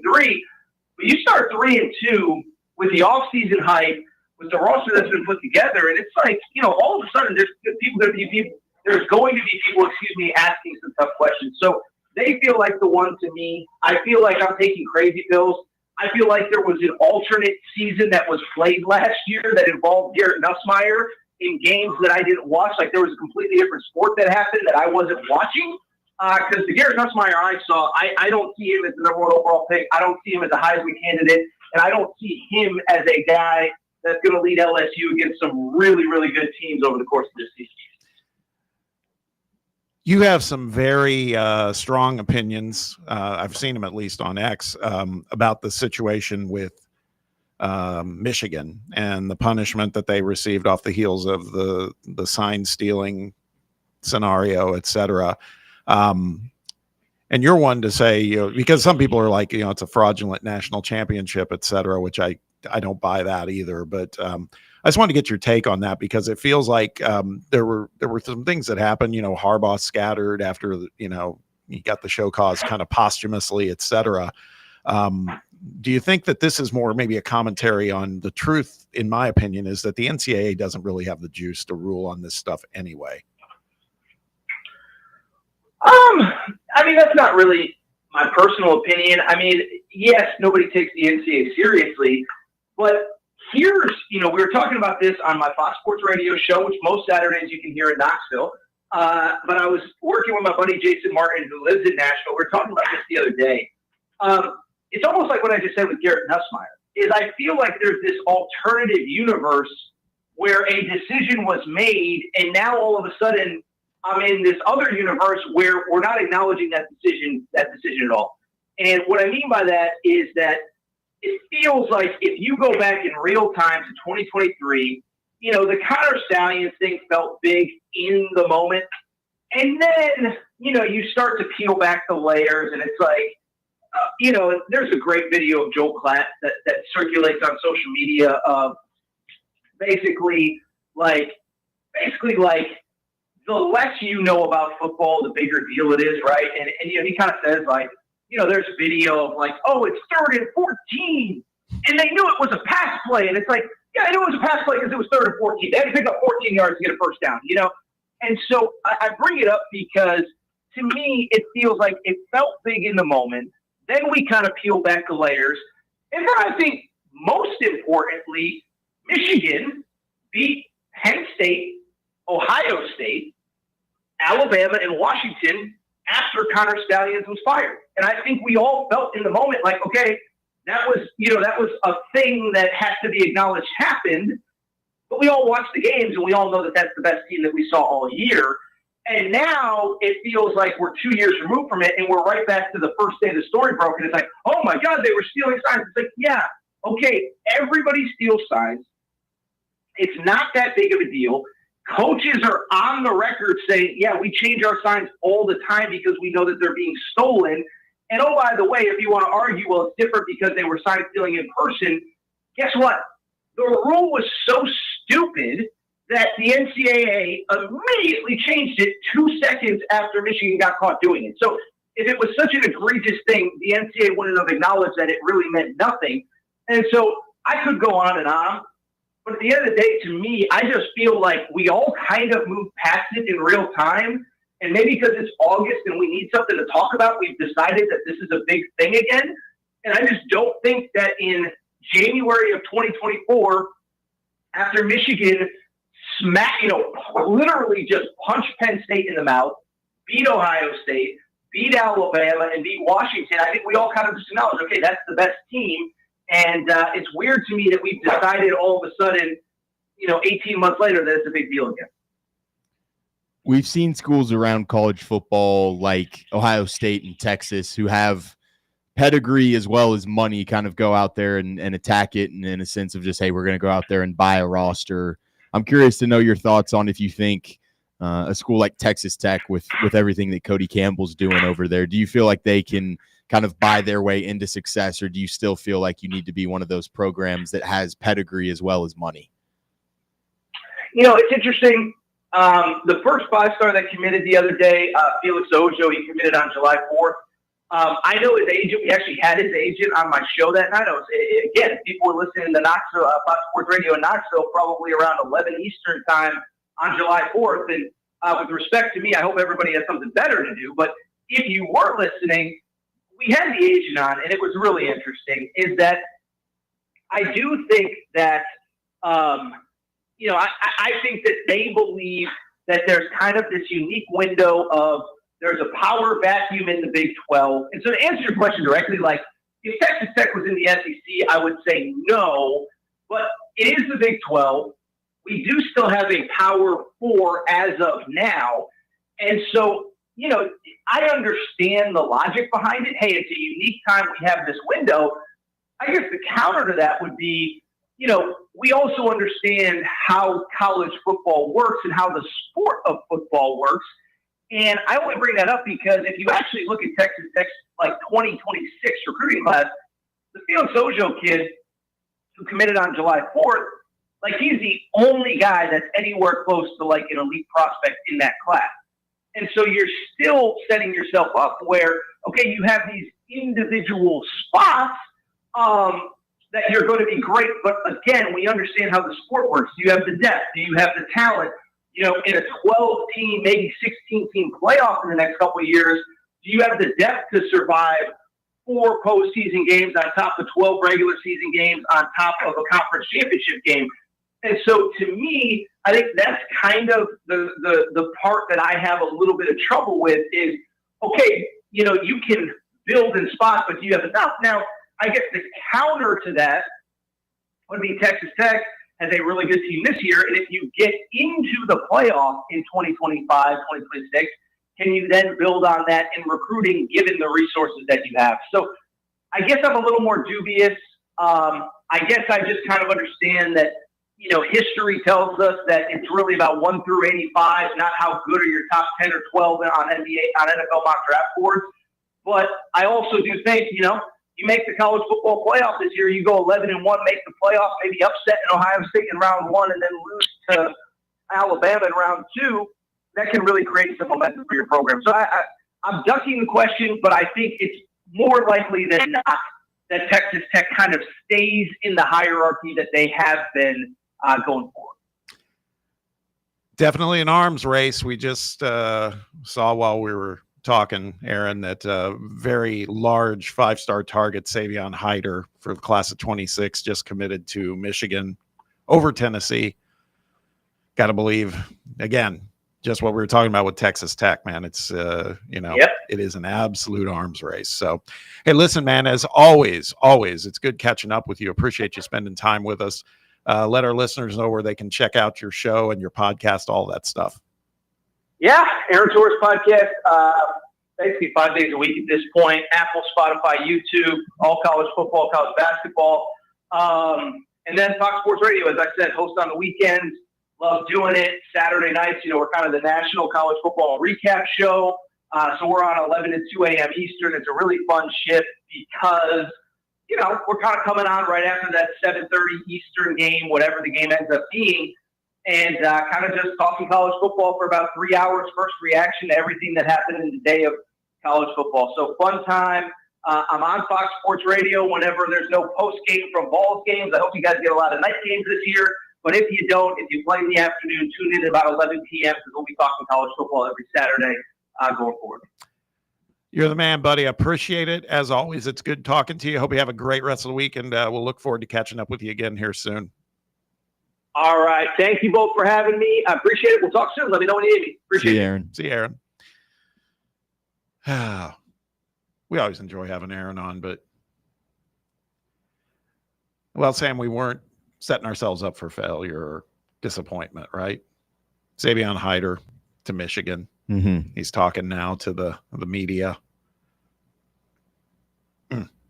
Dead to me. Who cares about this kid? Tristan We don't need Keys. running backs. Let's get Tristan Keys. We were saying that, man. That's still target number 1 for us. So still Always has been, always will be.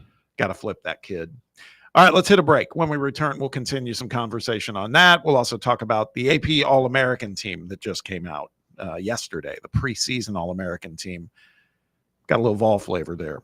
We'll talk about that on the other side. Stick around. It's Under Review on Fan Run Radio. For the fans, by the fans. This is Fan Run Radio, Knoxville. All right, son. Time to put out this campfire. Dad, we learned about this in school. Oh, did you now? Okay. What's first? Smokey Bear said to. First drown it with a bucket of water, then stir it with a shovel. Wow, you sound just like him. Then he said. If it's still warm, then do it again. Where can I learn all this? It's all on SmokeyBear.com with other wildfire prevention tips, because only you can prevent wildfires. Brought to you by the USDA Forest Service, your state forester, and the Ad Council. Ready to launch your career? Axle Logistics is a leading third-party logistics company where excellence is an energy. With an award-winning culture, Axle proves that positive outcomes come from a positive environment and a work hard, play hard mentality. At Axle, the drive for success is infectious. And with an uncapped commission structure, hard work isn't just noticed, it's rewarded. For those with big goals and even bigger dreams, Axle Logistics is the place to start your career. Running a business, coaching a team, planning your next big event, you need more than just gear. You need SM Athletics and Logo Solutions. Custom uniforms, branded apparel, promotional products, done right, done fast, and built to show off your brand with pride. From local businesses to high schools to major universities, SM Athletics is trusted by winners. Get real service, get real quality, get noticed. SM Athletics and Logo Solutions, where your brand comes to life. Visit smathletics.com and let's build something great together. Yo, yo, yo, what is up with it, homies? Talk sports. That's the show you want. It's the longest running sports radio morning show in town. You want your radio shows to be fun, and that's what Talk Sports is. Fun, fun, fun. No weirdo callers. I think Tennessee gonna go 6-6 this year. No nerdy guests. Now their receiver depth is a little bit thin. Just two of the most entertaining guys in town, and Bubba giving you what you need. Tune in 7 to 10 a.m. every weekday here on Fan Run Radio. A brand built in Tennessee and born from the love of the game. Inward Half revolutionizes golfing comfort. Crafted by a former pro and dedicated enthusiast just like you, our luxury performance wear guarantees you stay cool and comfortable through every swing and every day. We're not just a brand. We've set out to create a lifestyle for those who understand that impeccable style and premium performance are a hole-in-one. Enjoy the walk-in with Inward Half. Doctors take Field of Greens for their own health. Here's Dr. Ryan Green to explain. We're like you, too much fast food and not enough exercise. That's why I take Field of Greens. The fruits and vegetables in Field of Greens support my heart, lungs, kidneys, and metabolism for weight loss. And Field of Greens promises your doctor will notice your improved health or your money back. Get 15% off with promo code RADIO at fieldofgreens.com. That's promo code RADIO at fieldofgreens.com. Product is not intended to diagnose, treat, cure, or prevent any disease.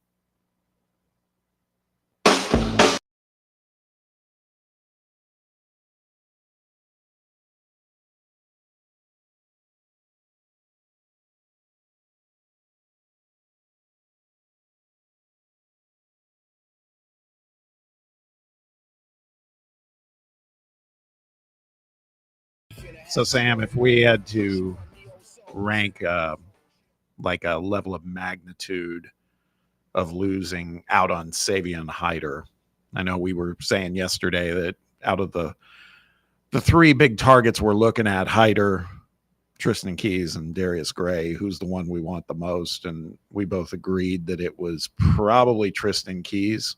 I think Brett even said the same. So all's not lost, but again, if you were to say, like, on a scale of 1 to 10, 10 being the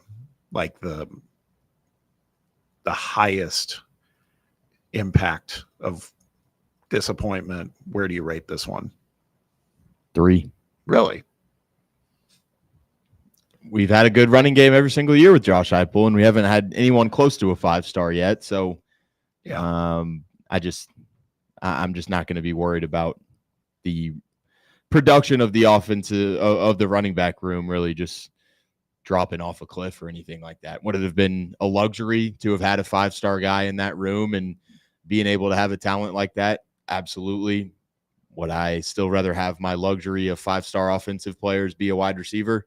100%. So Tristan Keys is if you ask me 1 through 10, Tristan Keys is about a 9 for me, maybe even a 10.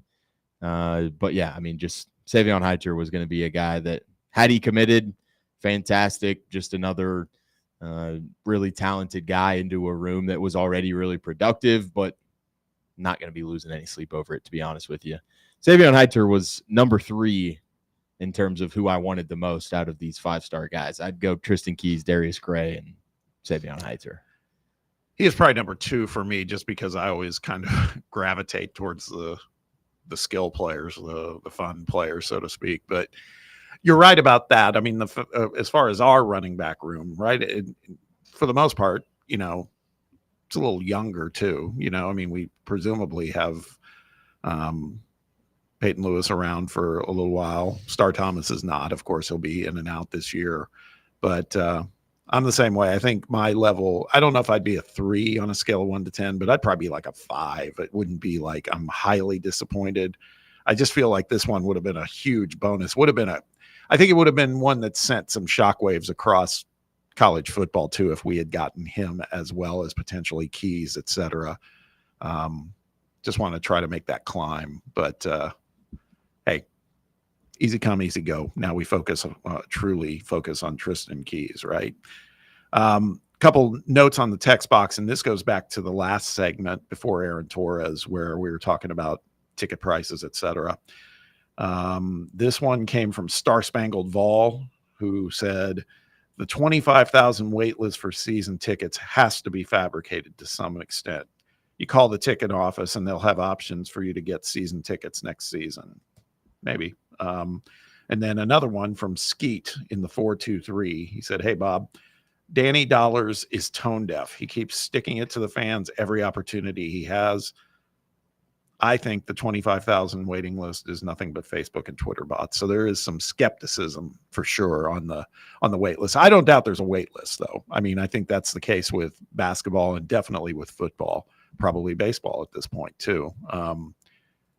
But again, I think everybody is feeling there's the reality of what it costs to compete, right? We get that.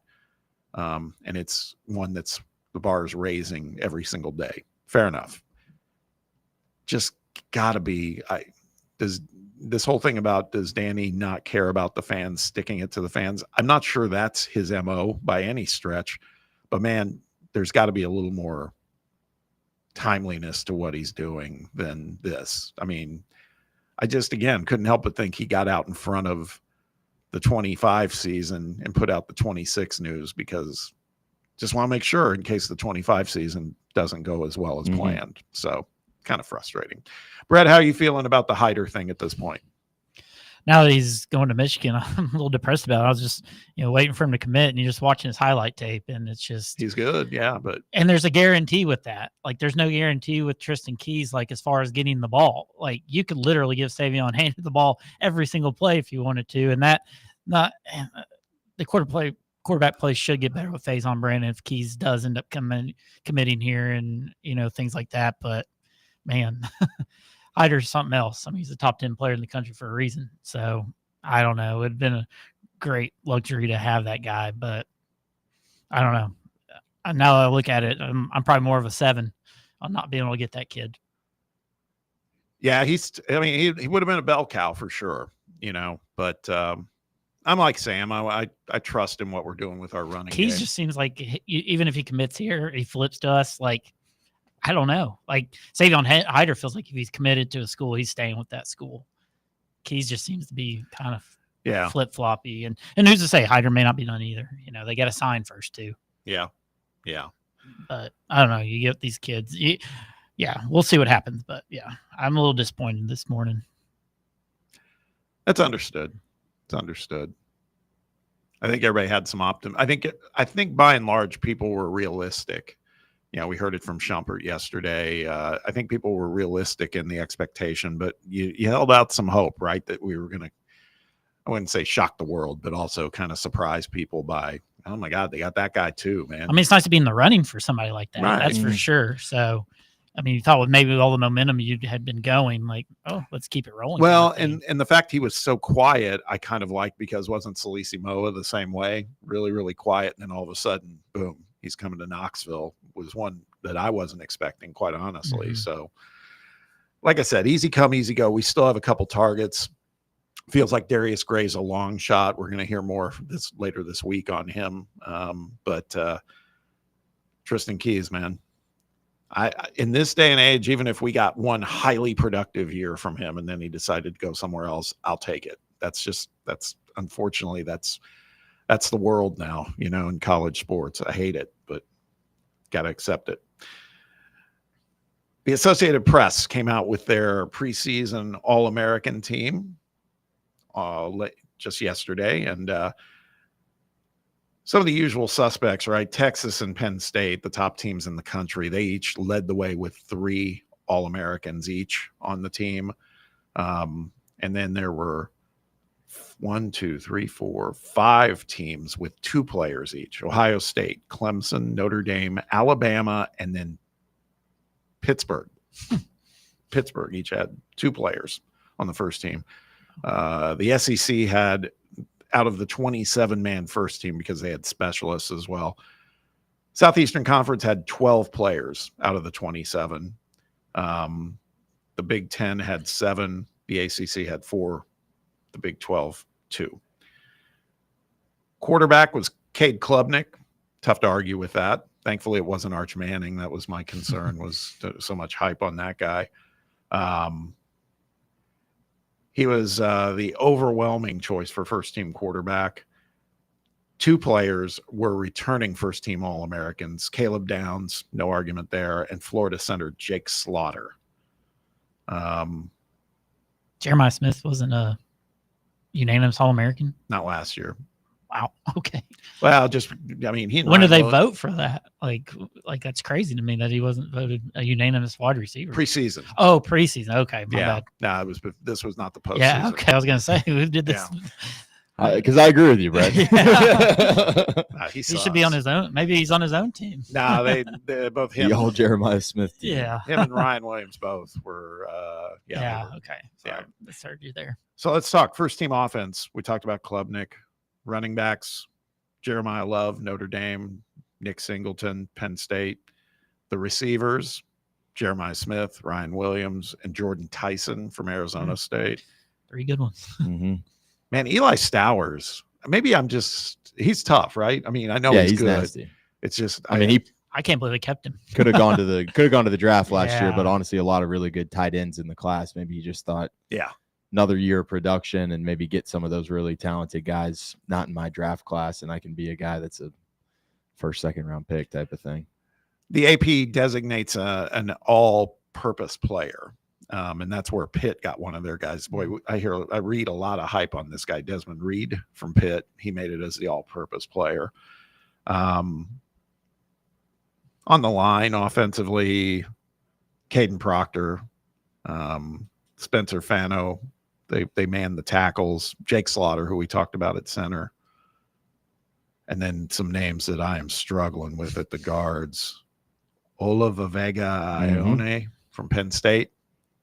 Did I get that right? For me. Thank you. And then Armaj Reed Adams, who's from Texas A&M. 6th-year player, by the way. Told you there was some, the kicker, Dominic Zaveda, 4th-year player out of Michigan. How could we forget? Dominic Zaveda. First team defense, it's led by Dylan Stewart at South Carolina and Colin Simmons. That's a stout pair on the front line, on the edge. Peter Woods from Clemson, Zane Durant from Penn State. Our guy, Jermod McCoy, joins Leonard Moore from Notre Dame at the cornerbacks. There we go. Vol up right there. Safeties, Caleb Downs, a repeat guy again, and then Dylan Thieneman, Purdue transfer, Oregon. And then they have just defensive back, generically, I guess like their star or whatever they would call it. Michael Taffe, Taaff. I think it's just Taff. Taff? Mm-hmm. Fifth-year kid out of Texas. Linebackers, Anthony Hill from Texas, Whit Weeks, fifth-year LSU. He's a star on that SEC Any Given Saturday documentary, a lot of Whit Weeks. And then Kyle Lewis, fourth year out of Pitt. So there you have it. Not a lot of big surprises. Klubnik feels like the guy, right? At quarterback. I would take him over Aller in this, right?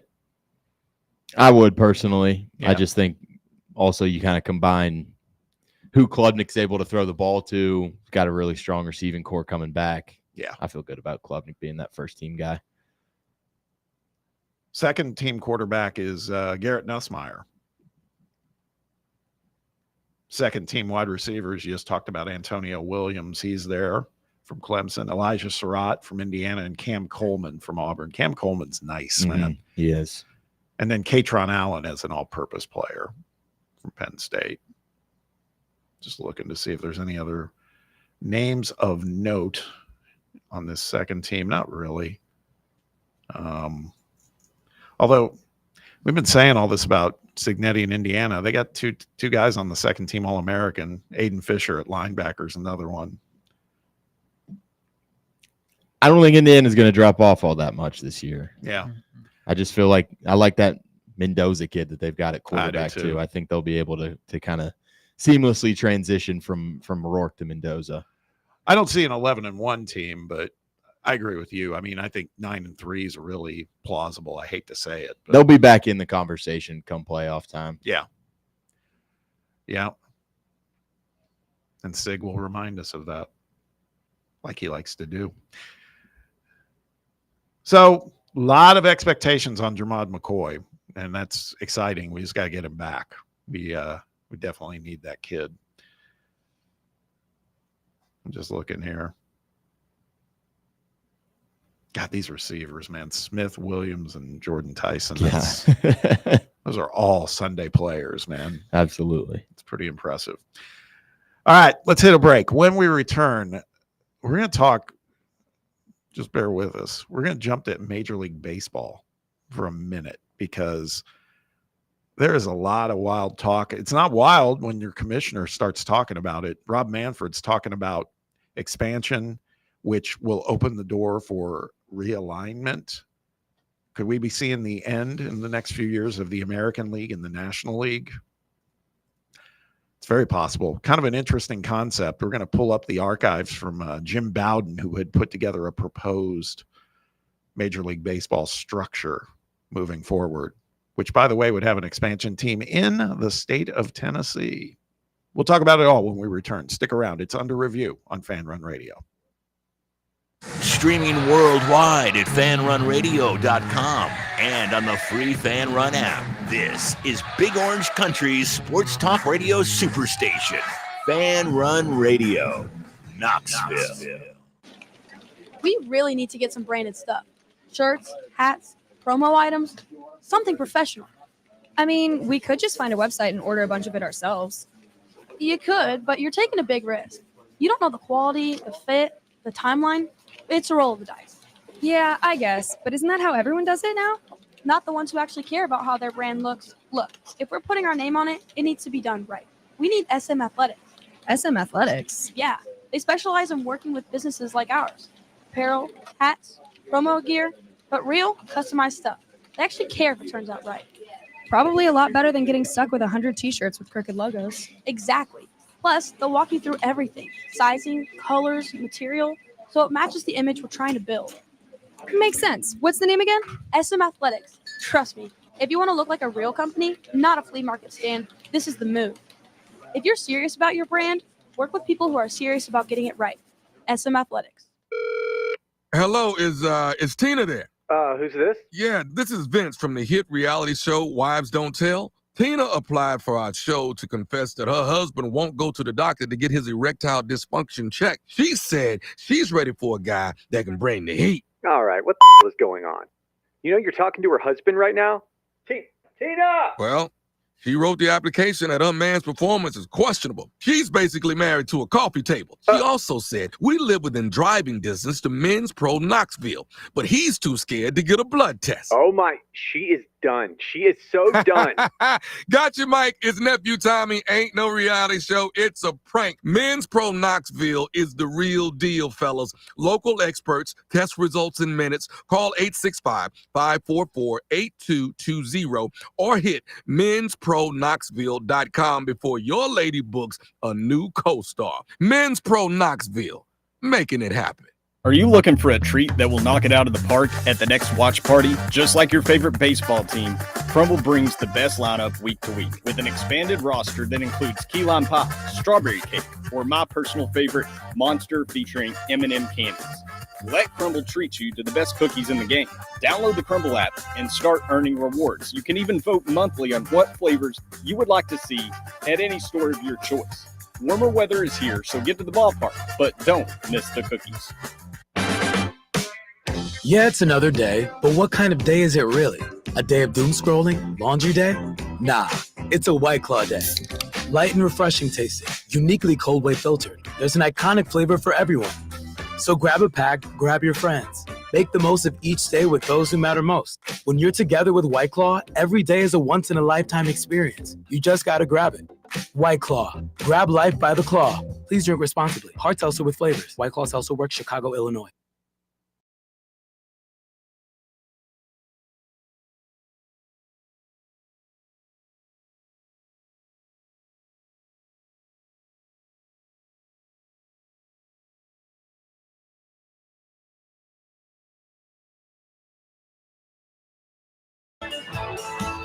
Welcome back. Final segment, hour 2.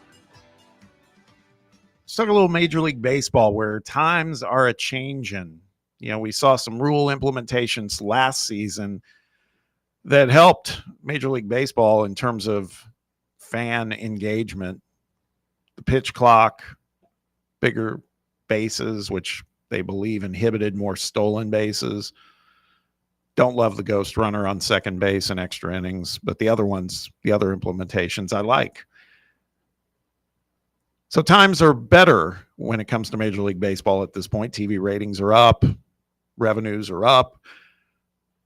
So Rob Manfred on Sunday Night Baseball does an interview with Carl Ravitch and the gang and says, you know what? Let's talk about expansion. He would like to see expansion, preferably happening by the end of the decade, is how he put it. So, I mean, it's still a while away. But BOD. But still, there's talk. Talked about where expansion franchises could go. Nashville seems to be one of the tops of the list, but then there's other areas, you know, Charlotte and Portland and some other cities. But what caught my attention is the heightened conversation now on a concept that would include dissolving the American and National League as we know it today, going into an Eastern and Western conference, so to speak, kind of like the NBA. So what's interesting, too, is Jim Bowden from The Athletic, former Major League Baseball executive, he had put together a proposed model. This was 2 years ago, but everybody has resurrected this thing, and it's drumming up a ton of conversation. And it's out there over social media. Now you got CBS Sports coming in with their own model, et cetera. Let's just kind of break down Bowden's proposed realignment and how it looks. For the Eastern Conference, he would have 4 regions, Sam: the East, the North, the Mid-Atlantic, and the Southeast.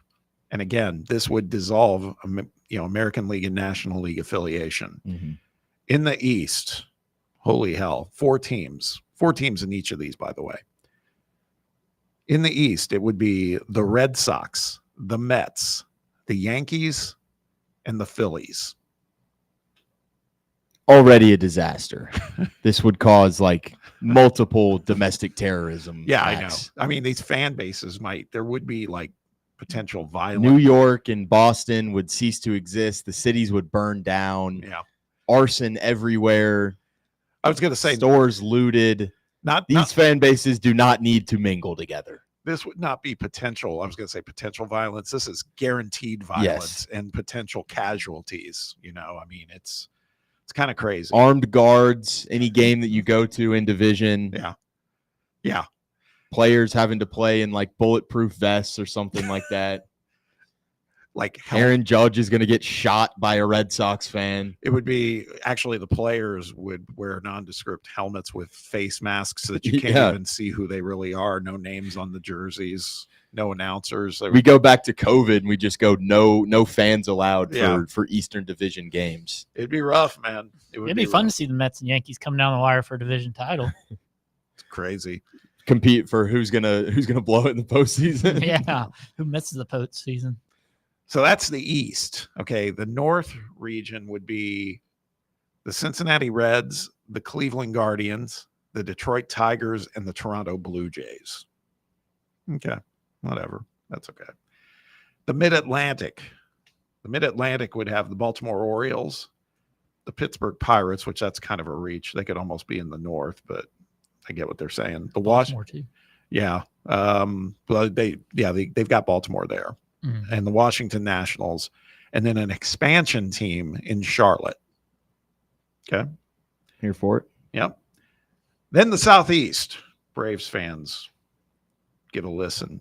The Atlanta Braves, the Miami Marlins, the Tampa Bay Rays, and another expansion team from Nashville. All right. It's a winnable division for the Braves. It is a very winnable division for the Braves.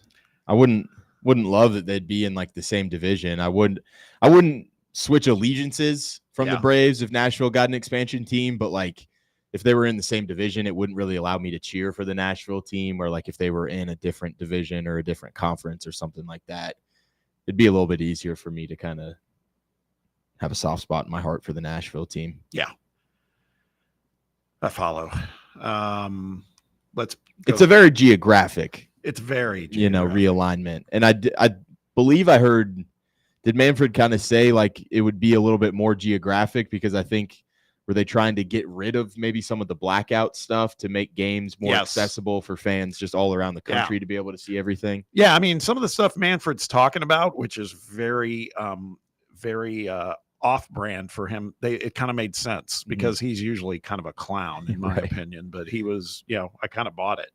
So over in the Western Conference, the Midwest, I like this Midwest one. The Cubs, the White Sox, the Brewers, and the Twins. Bad day to be a beer in the Midwest division. No doubt. No doubt. The Italian beef, the brats, and the beers would be good flowing. food and good beer in that division. Yes.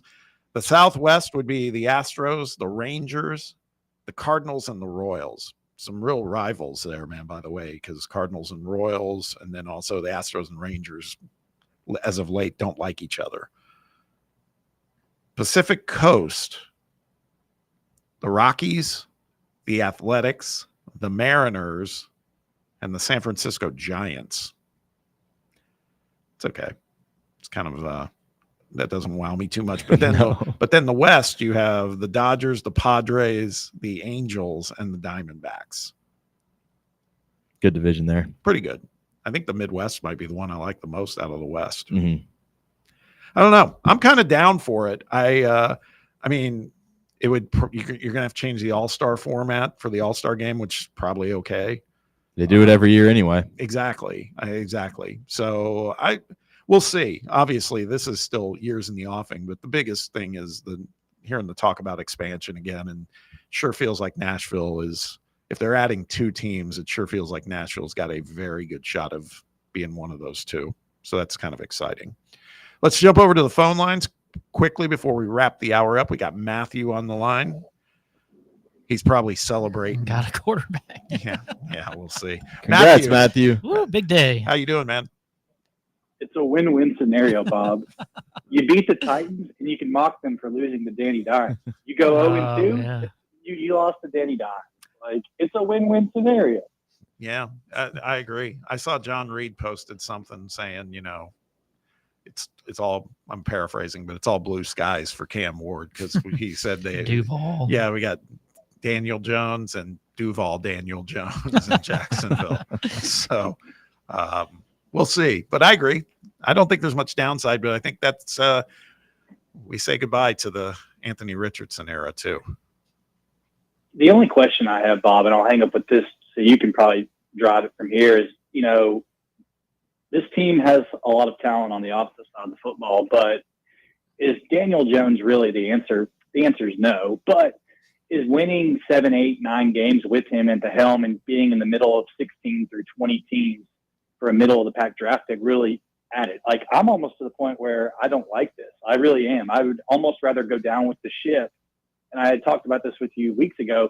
Just let Anthony Richardson fail, because that way you can go out there and you can fire your GM that hired him. But if Daniel Jones even has a lick of success, Chris Ballard's still your GM in like 2 seasons from now.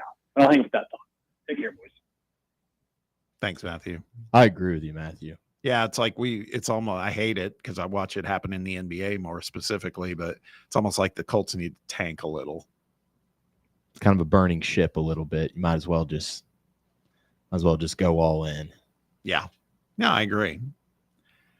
And, to Matthew's point, gets you into better contention for a high draft pick to go get one of these guys instead of sitting in that middle round there in the 10 to 15 era or something like that. Yeah, he is right. Jones will do just enough to maybe even have the Colts in the conversation for a playoff spot, and then they won't make it, and then they'll be kind of it's either that or they're going to have to go spend some money on a free agent quarterback that's like good, not Daniel Jones level. Sam Darnold. Could have had him. Could have had Aaron Rodgers. I'd take Daniel Jones over Aaron Rodgers right now. Just not. I think Rodgers is probably still a more productive quarterback. I just don't want to deal with him. That's all. Clown. It's a clown. I hate this. I hate my franchise being in this limbo spot. Maybe Tyler Warren can play quarterback. He probably can. Guy's a beast, man. I love him. All right. That wraps up hour 2 of the show. When we return, hour 3, we got midday headlines. Sam will have you covered on that. Got a taste test. Who likes pork rinds? Jake is smiling, and he doesn't like them. He just knows that one of his worst nightmares is about to happen. He's going to have to participate. We'll talk about all of that in hour 3. So stick around. We'll be right back. It's under review on Fan Run Radio. Follow us on Twitter or X or whatever the they're calling it these days at Fox Sports Knox. Fox Sports Knoxville. Fan Run Radio. You're listening to FM 105.7 and AM 1340, WKGN Knoxville and W289CU Knoxville. Fan Run Radio.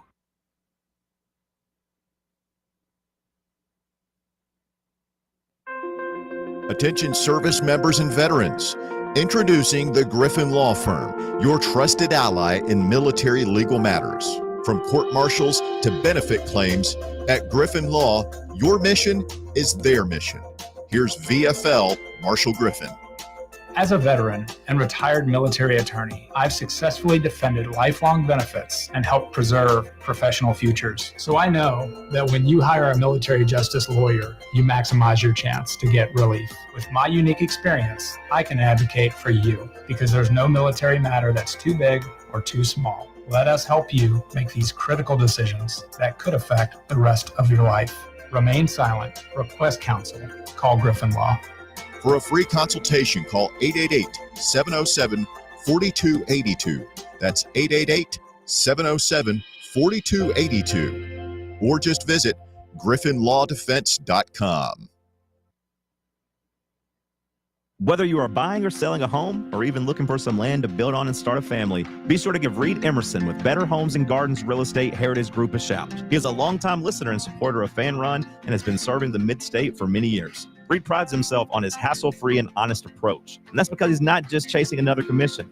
He wants what is best for his clients. Give Reed Emerson a call or text him today to get the process started. His number is 931-492-0418, or you can find him online at bhgheritagegroup.com.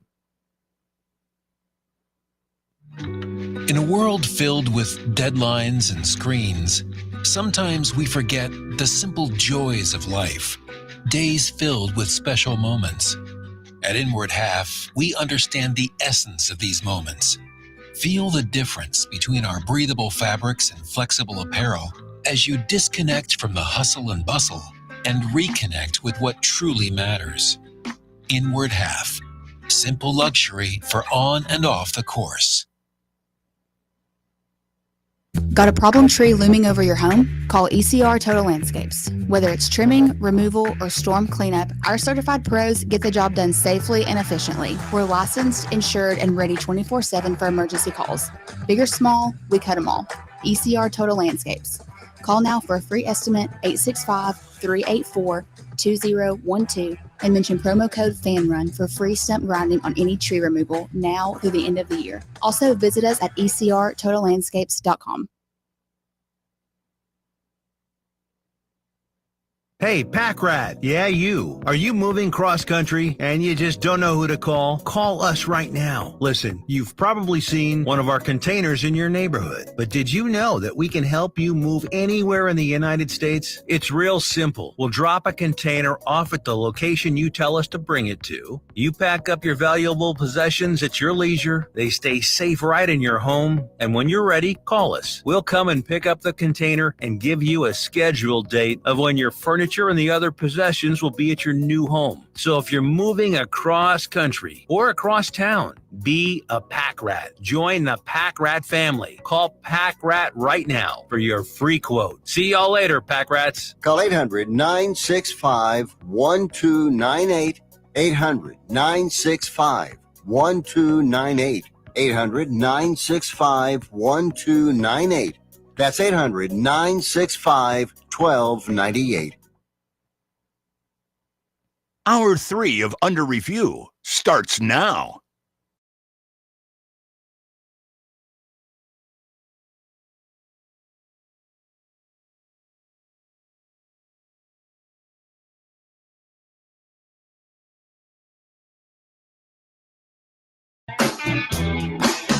Welcome back to the White Claw Hard Seltzer Studios of Fox Sports Knoxville Fan Run Radio. It's Under Review on a Tuesday. Bob Baskerville here with Sam Beard and Brett Hollander and Jake Jenkins and you. We appreciate you listening as always. You can be a bigger part of the program. Give us a call or a text.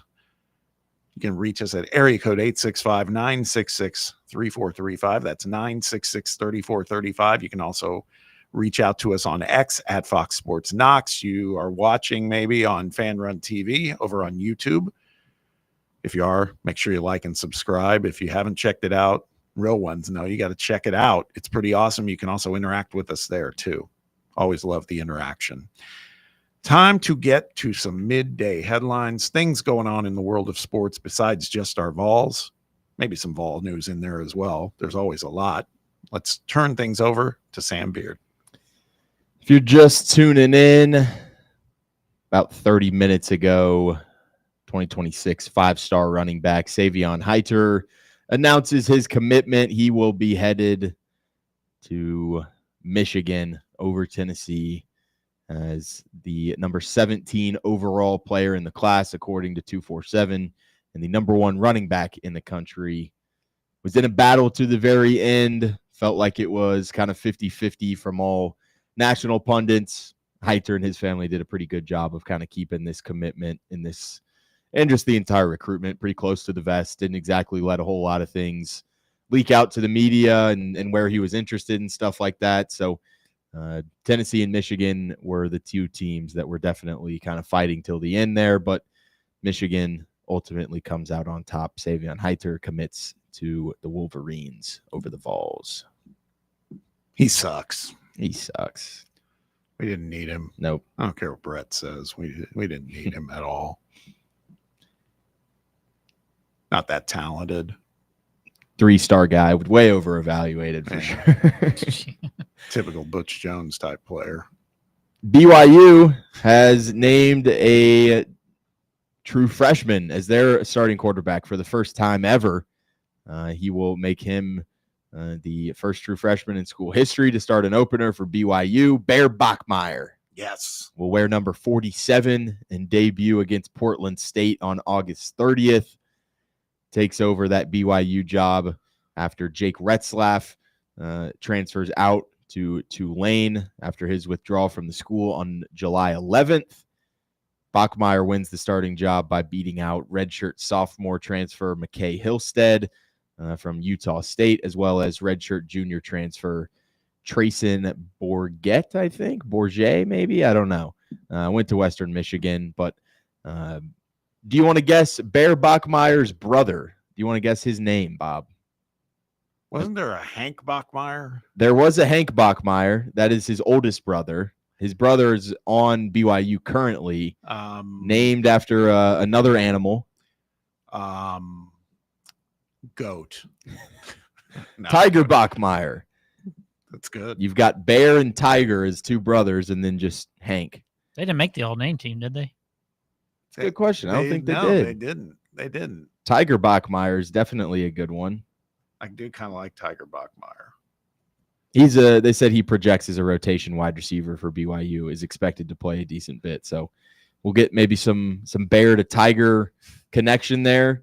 But first true freshman, like we said, to start at quarterback with some pretty notable names there, obviously. Ty Detmer, Jim McMahon, Steve Young.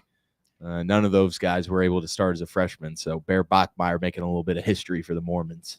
Is that Ty Detmer or Tiger Detmer? I'm kidding. Best not mess with Bear Bachmeier. That's what they'll be saying. One last college football starting quarterback before we get into some NFL starting quarterbacks named. Cal has named true freshman Oregon transfer. Hang with me here. Jaron Koa Sagopulitelli, I believe. Sagopulitelli. Yeah, I believe that's how that's pronounced. He is the QB1 over there at Cal, winning the job over former Ohio State quarterback Devin Brown. That feels like that's kind of an indictment on what Devin Brown has turned into as a prospect. This guy, though, was a very highly rated guy.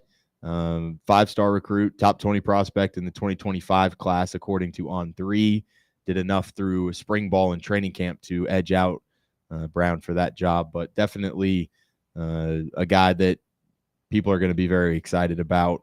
Ron Rivera, the Cal general manager, said he's a very special freshman. Throws off platform as well as a lot of people I've seen in the NFL. Has the ability to change his arm angles. He can drop his elbow and flick it out there at the same time. Stand tall and bring it over the top. There's a special ability to him. So we'll get the first look at the little lefty quarterback, Bob. So maybe we got a little bit of like Tua and Dylan Gabriel to us here. Back to Devin Brown for a second. Wasn't he the kid who started again in that Cotton Bowl game against Missouri? Got whoops too. And wasn't he wearing like uniform number 37 at quarterback? So weird. That game was weird, partly because Missouri was involved, but yeah, Devin Brown. He wears that number for Sammy Baugh. Okay. But not making Sammy Baugh very proud, losing the job to a freshman at Cal. That was such an odd game. I think back to Missouri and Ohio State. You want Ohio State to lose, but then Missouri. You didn't want Missouri to just be able to just absolutely drum them either. They did. I mean, they just dominated that game. And Eli was. Ohio State had a bunch of guys sitting out, though, right? They State, they did. They were decimated. Yep. True.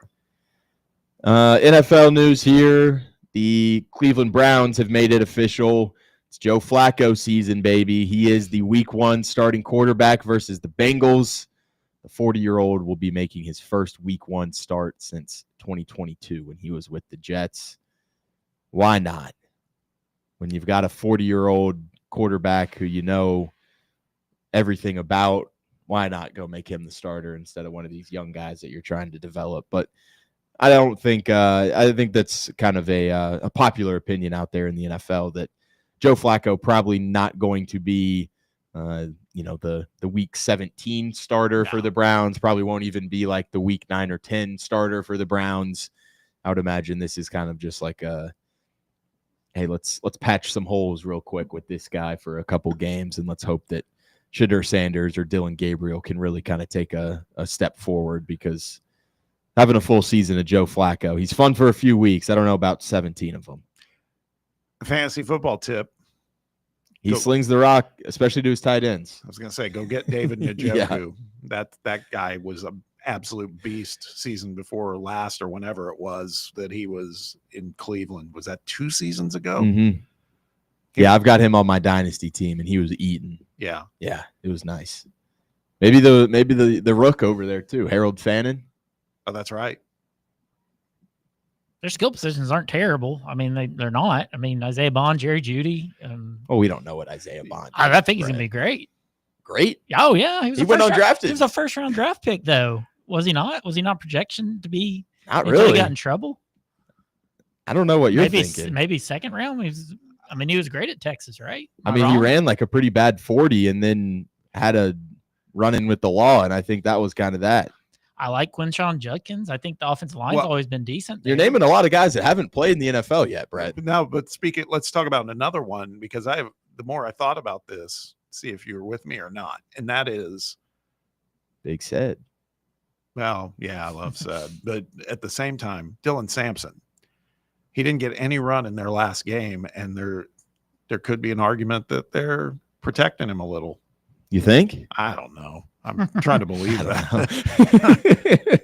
Come on, man. Need something. We need a vol. I would love to see it. I would love to see Dylan Sampson kind of take that spot over, because he looks nice in a Browns uniform. I have seen him like on the sideline. He looks like it fits for him. I don't know. Unpopular take probably for some, but I'm going to say it. I think the Browns uniforms. Oh, I like the Browns uniforms. I think they look pretty strong. It's just like old school football. When you think of it, kind of. Yeah. They're not one of those teams that's ever going to fall victim to like the modernization of the NFL uniform. They just have to stay with what they've got. You're right, except they do go to the all white once in a while. And I think it's pretty clean. I like it too. The white helmet and everything looks good. They don't overdo it though. It's like once, twice a year maybe. Yeah, and they don't like put the little elf thing on the side low. They keep the helmet just plain like they always do. I'm down with them actually. I kind of like the Browns.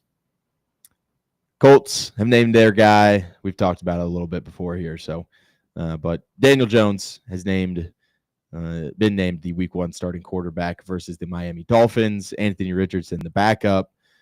Bob, you're saying to me that Shane Steichen has basically said that Daniel Jones is going to be the guy for the entire season, obviously barring injury or anything like that. But it doesn't sound like Anthony Richardson has exactly, won this job over in camp or anything. It seems like it's going to be Daniel Jones for the majority of the season until an injury or something else happens, maybe in that sense. Yeah, I think Steichen you could argue he could be on the hot seat this year. So he's probably like, I can't have surprises, man. Mm-hmm. I need somebody, say what you want about Daniel Jones, but you probably will know what you're getting. Weren't the Colts one game out of a playoff spot last year? Yeah, they have been. Came down like last week or something and they lost. Yeah. Yeah, they have been for. They're going to be right around there again. A couple of the last 3 seasons or something. Turning into the new Steelers.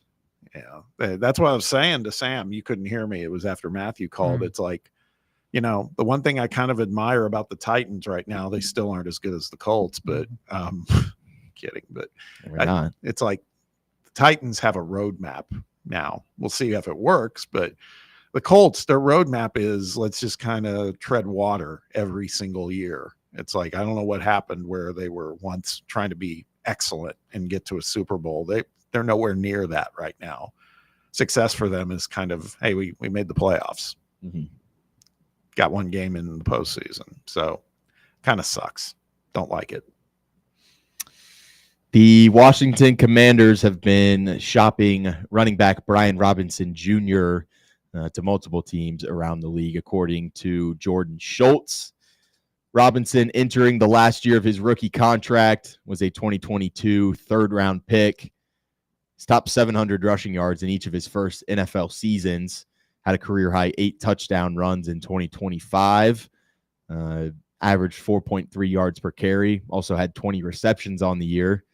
But the injuries have been a big problem for him. Has battled multiple injuries. Has yet to play a full season since being drafted out of Alabama. Bill Krosky Merritt nipping at his heels. He has been a standout for the Commanders so far in training camp with them. Austin Eckler, a guy that, a veteran piece that they're not really going to give up. They know they've got a defined role for him, and they're not exactly expecting to use him as kind of a main option here. So Brian Robinson, definitely a guy to be on the lookout for. Bob, you're talking about a fantasy draft tomorrow. That kind of sucks, just knowing that's maybe a guy that you would have taken a little flyer on mid to late in that fantasy draft, and now you don't really know what the status of that guy is because he gets traded and maybe gets sent to some team that he's terrible at running the ball or has got a terrible offensive line, and you think, man, I don't really want Brian Robinson Jr. on my team, but will be definitely a situation to monitor ongoing in the league. Yeah, the one I'm in tomorrow night is an auction league. Okay, so you could maybe sneak in get him and for nothing, get him cheap at the end, for $1 or $2 or something like that. I think they would have paid this guy if they didn't have this issue with McLaurin. I think they need to clear maybe some space too. Like he's not number one on the priority list. Yeah, like they just get a draft pick or whatever, and not necessarily a player, but just need that money to go towards McLaurin. Probably is that is a good point. A need. So did you see Debo out there last night? Yeah, didn't look fat. Nah, looked good. He looked good, and he looked like he's into it. You know what I mean? He was all fired up, and he'll be really more useful if McLaurin's there. But if McLaurin's not there, I don't know if you can count on him as a number one guy anymore. No, sure. It'll be interesting to see if Kingsbury uses him in some couple designed run plays. And I think they definitely will. Yeah, I think they definitely will. God, I love their uniforms too, man. Mm-hmm. A lot of the players last night had the gold cleats on too. I like it. It's a great look. I like it. Bring back the old logo is all. Make it perfect. John Wall announcing his retirement from the NBA after 11 seasons. Said he's leaving the game with no regrets. I gave this game everything that I had. Retired but never done, doing it the Wall way. 11 seasons, like I said, 5-time NBA All-Star out of Kentucky, most notably for the Wizards, Clippers, and Rockets, the 3 teams that he was a part of. When he was healthy, was just an unbelievable electric player. Just the athleticism that he had, the court vision that he had. A lot of fun to watch when he was fully healthy, but injuries really kind of derailed his career, I would say, for the most part. I don't have it in front of me anymore now, but I did see something like he missed almost half of the possible games that he could have played in his career, basically. So just a guy that never really put it together just health-wise, but when he was healthy was definitely an electric player to watch and one of the great college players as well over there at Kentucky, and really just kind of, I would say, and I think I'm sure a lot of Kentucky fans would agree, one of those guys that is for sure forever on the Mount Rushmore of Calipari players in his tenure there. Yeah, you talk about explosive players. I always thought De'Aaron Fox was so fast and explosive, but before De'Aaron Fox was ever a thing, it was John Wall. Mm-hmm. I just remember the first time I watched him play, and it was against, how they do that doubleheader at the beginning of the season. They were playing either Duke or somebody, Kansas. Yeah. And that was the first time I had seen Wall play, and I was like, oh my God, that dude could just jump through the roof. And it would have really exploded even more if we hadn't seen Derrick Rose before him. Yeah. So right. Because Calipari, my goodness, just the players you can go down the list this man's had is just unbelievable. I couldn't believe they didn't win a title either. They had DeMarcus Cousins on that team and John Wall. I mean, and other people. Remember who did him in the tournament? West Virginia, Bob Huggins. They were that was his Final Four team. Was that his name? Yeah. No, he didn't have Pittsnoggle. Was that Joe Mazzulla's West Virginia team? Yeah. Yeah, I remember that. Yeah, they got to the Final Four, and their best player blew his knee out in the Final Four game. Yeah. You saw Huggins on the court with him, was crying. Pittsnoggle with Huggins or Beeline? Beeline, yeah. He was with Beeline. That's right. Those teams were fun to watch, man. Yeah. God, that was a good Kentucky team. Terrence Jones, Deron Lamb, Brandon Knight. Brandon Knight, yeah. Yeah, they were loaded. Boogie Cousins, like we were saying. I mean, they were good. They were good. What was their? I have to go back and look. You can keep going. Back when like hoop mixtapes have died too. Like it used to be so cool to watch a guy's like high school mixtape, and then that's like how you would kind of view like his highlights and everything like that. John Wall has got one of the greatest high school mixtapes of all time. Like he could just do unspeakable things on a basketball court. He was crazy, man. A little bit of NCAA baseball news here. Kendall Rogers reporting that the NCAA Division I Baseball Selection Committee in 2026 will begin seeding teams 1 through 32 instead of just 1 through 16. So teams outside of the top 16 will be placed in groups and will then be distributed with continued geographical considerations. He's saying while seeding 1 through 2 does create more accountability for the selection committee and provides fans a clear picture, it's not a straight 1 through 32 seeding, since theoretically a 17 seed could go to a 13 seed because of the geographical considerations. So not a whole lot of news kind of on this. It's just new in the last couple hours. So I'm sure there'll be some more reports coming out of it and stuff like that. But I feel like I'm with it for the most part. You know, I think that what you've seen so far is, you know, you get some of those teams that are, I don't know, Florida going to like an Oregon or a UCLA or something like that. It seems like they're trying to maybe mitigate that and kind of keep it to where you're obviously keeping the most competitive teams around there, but you're not making guys just fly all around the country for a regional and stuff like that. So definitely one to monitor, but 2026, that will begin for NCAA baseball.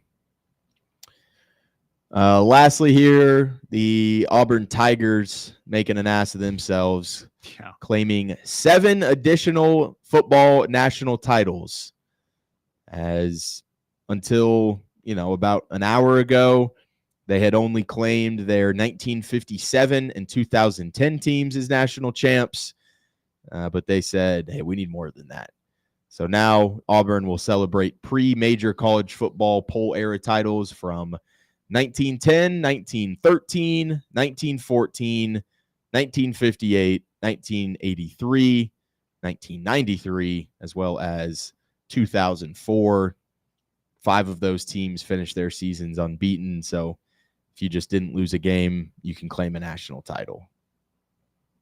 This is just soft as hell from Auburn. This is, I would be embarrassed to be an Auburn fan if it were me today.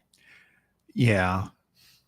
So I saw Trey Wallace posted. So that means Tommy Tuberville is a national champion now because he was the coach of that. Sure. Yeah. Why not? Right. Sure. Why not? Let's just go back and scour the record books and say, hey, that's ours. Never know. Tennessee might have another title up their sleeve then. Don't do it, Tennessee. Don't do it. Danny White's going to claim like 5 national titles and get this city up in arms. By the way, did you notice one of the things Andrew Ellis mentioned? Because I didn't want to go down the rabbit hole with him. He didn't deserve it, but they're talking about their matchup with Arkansas State. Like, you can't take them lightly. It's like, oh my God, if you guys lose to Butch. Yeah, we can't be losing to Butch. That'd be brutal. Playing that one in a neutral site too, Little Rock. Really? Yeah. Well, maybe, I don't know. Maybe Arkansas State's there, but they really designated that as like, maybe it was a neutral site game. Well, they used to do, like Arkansas used to play a couple games in Little Rock every year, but I think they quit that. So I'm not sure if that's just going to be at that stadium. God help Arkansas folks if Arkansas State wins that game, because Butch will turn it into some sort of PR nightmare. You know, the only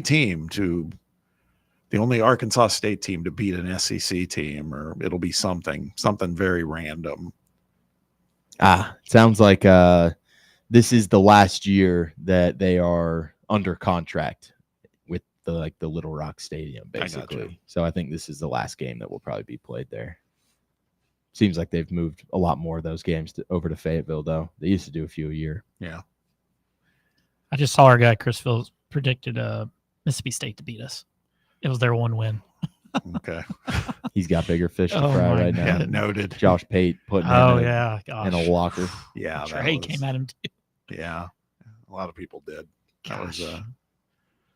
he tried to reel it in. So, also some local news. Kind of a tough week if you're a Channel 10 aficionado. Ken Schwall passed away last week, and then in the last hour, it's been announced that Bill Williams, who was an icon around here, news anchor, he passed away today, 91 years old. So, like we say, time marches on, remains undefeated. That's tough, man. Couple legends within a week's time. So thoughts go out to the family over at WBIR. That's a tough one. They followed up with a story on their X feed, though, that said the bacteria that causes Legionnaire's disease has been discovered in 12 cooling towers on 10 buildings, including a city-run hospital and sexual health clinic. But where? Doesn't say where. Oh, New York City. Why is WBIR reporting about New York City stuff? I know. I don't know. I don't know. That's I'm just glad it's not happening here, because that's what I at first thought. I was like, why? Oh my God, where? What facilities here? But it's not even here. So, all right, Sammy. Good batch of headlines there. When we return, it's gonna be some crunching going on. We're winding down. Once we hit football season, it'll probably be over. But one of the final summer taste tests come up. We talked about this one last week, and it really got me motivated. Pork rinds. We got some flavors to work through. We'll talk about it. Not to mention a maiden voyage on pork rinds for our guy Jake. He's going to try. He's in a sweat over here. I was going to say, he doesn't look too excited. He might try to be like, "Hey, I'll be right back," and then I you gotta just see go. his car driving off. But Hear the tires squealing yeah, out of here. exactly. We'll get to that when we return. Stick around. Be right back. It's Under Review on Fan Run Radio.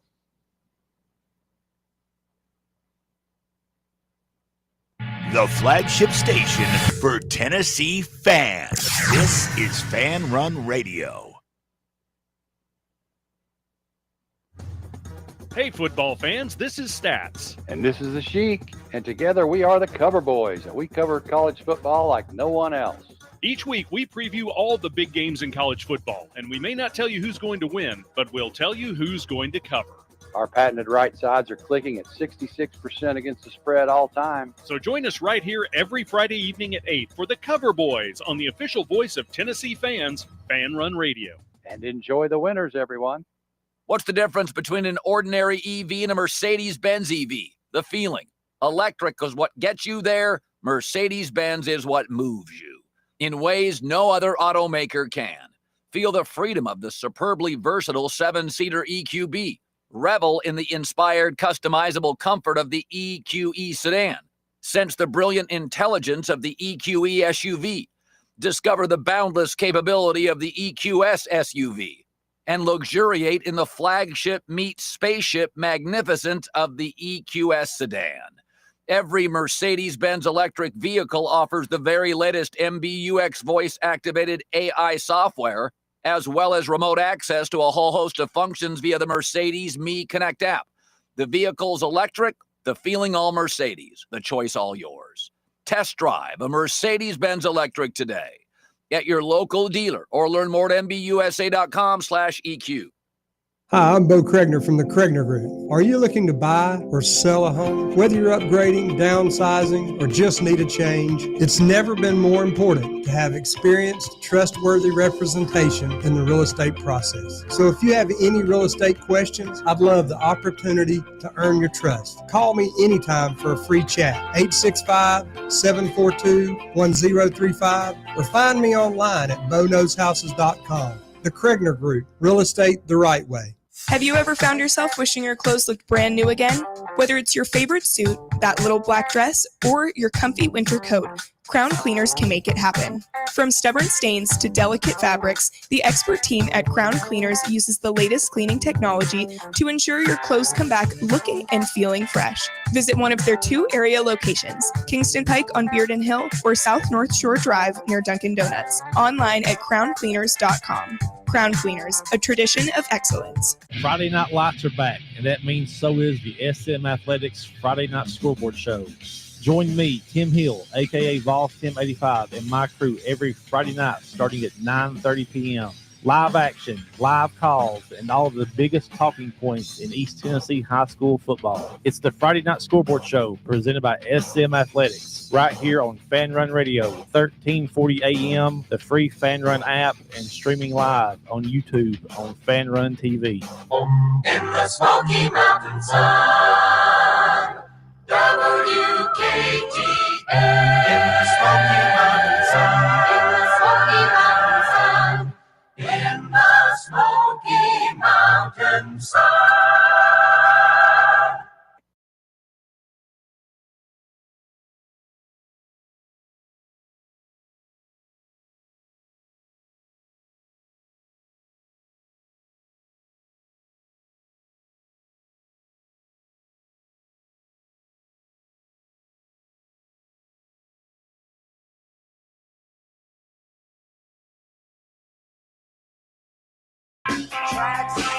Welcome back. It's time for a little summer Tuesday taste test. We've been doing this. It's kind of built up some momentum. I think mostly the crew around the station likes the leftovers because there's usually stuff left behind, and then people are like, I want to try this. I want to. Vols Tim 85 is one who we just heard on the promo. He's what was it that he liked? There was something that we had. Was it one of those Pop-Tarts? I think it was Pop-Tarts. He was all about Pop-Tarts. I think he liked one of the bad flavors. He liked the strawberry one, the strawberry milkshake thing, which was super gross. But I digress. But we've gone through quite a gamut. And this week, we talked about it last week, and it got me motivated. And sure enough, I stumbled across some very interesting flavors of pork rinds. And I, for one, if you can just get past what pork rinds really are, I think they're kind of delicious. Everybody on our show likes them except one person who has never really tried Never them. had one. Well, your life's This will be your first. We maybe should have gotten just like an original, just for. I don't know. See, I don't know if I'd like the original. I mean, You want a little flavor in there? I see some interesting ones down there that might be not Mm-hmm. bad. Yeah, this is your life's about to change, Jake. Had a big milestone this morning with your Have to go to sister. college. Yeah. Yep. I'm sure they're listening to this right now, laughing. You start your classes next week. Thursday. Oh, that's this week. Yes. That's right. So let's go ahead and sandwich it in with some delicacies. Some pigskin. Yeah. Skin off a pig, but it's seasoned. So what could go wrong? I don't see any hairs on mine, Jake. So I think we're good. He was telling me the Well, backstory. so he wanted to run it by you. My real dad, quick. this morning, he was listening to it yesterday, so he heard about the hair stuff. He was telling me that growing up, when he went to like the flea markets and stuff, they would make them fresh, and he would still get hair on them. They were that Oh, fresh, God. like you would peel them like straight off a pig. Farm to table, baby. Yeah, no.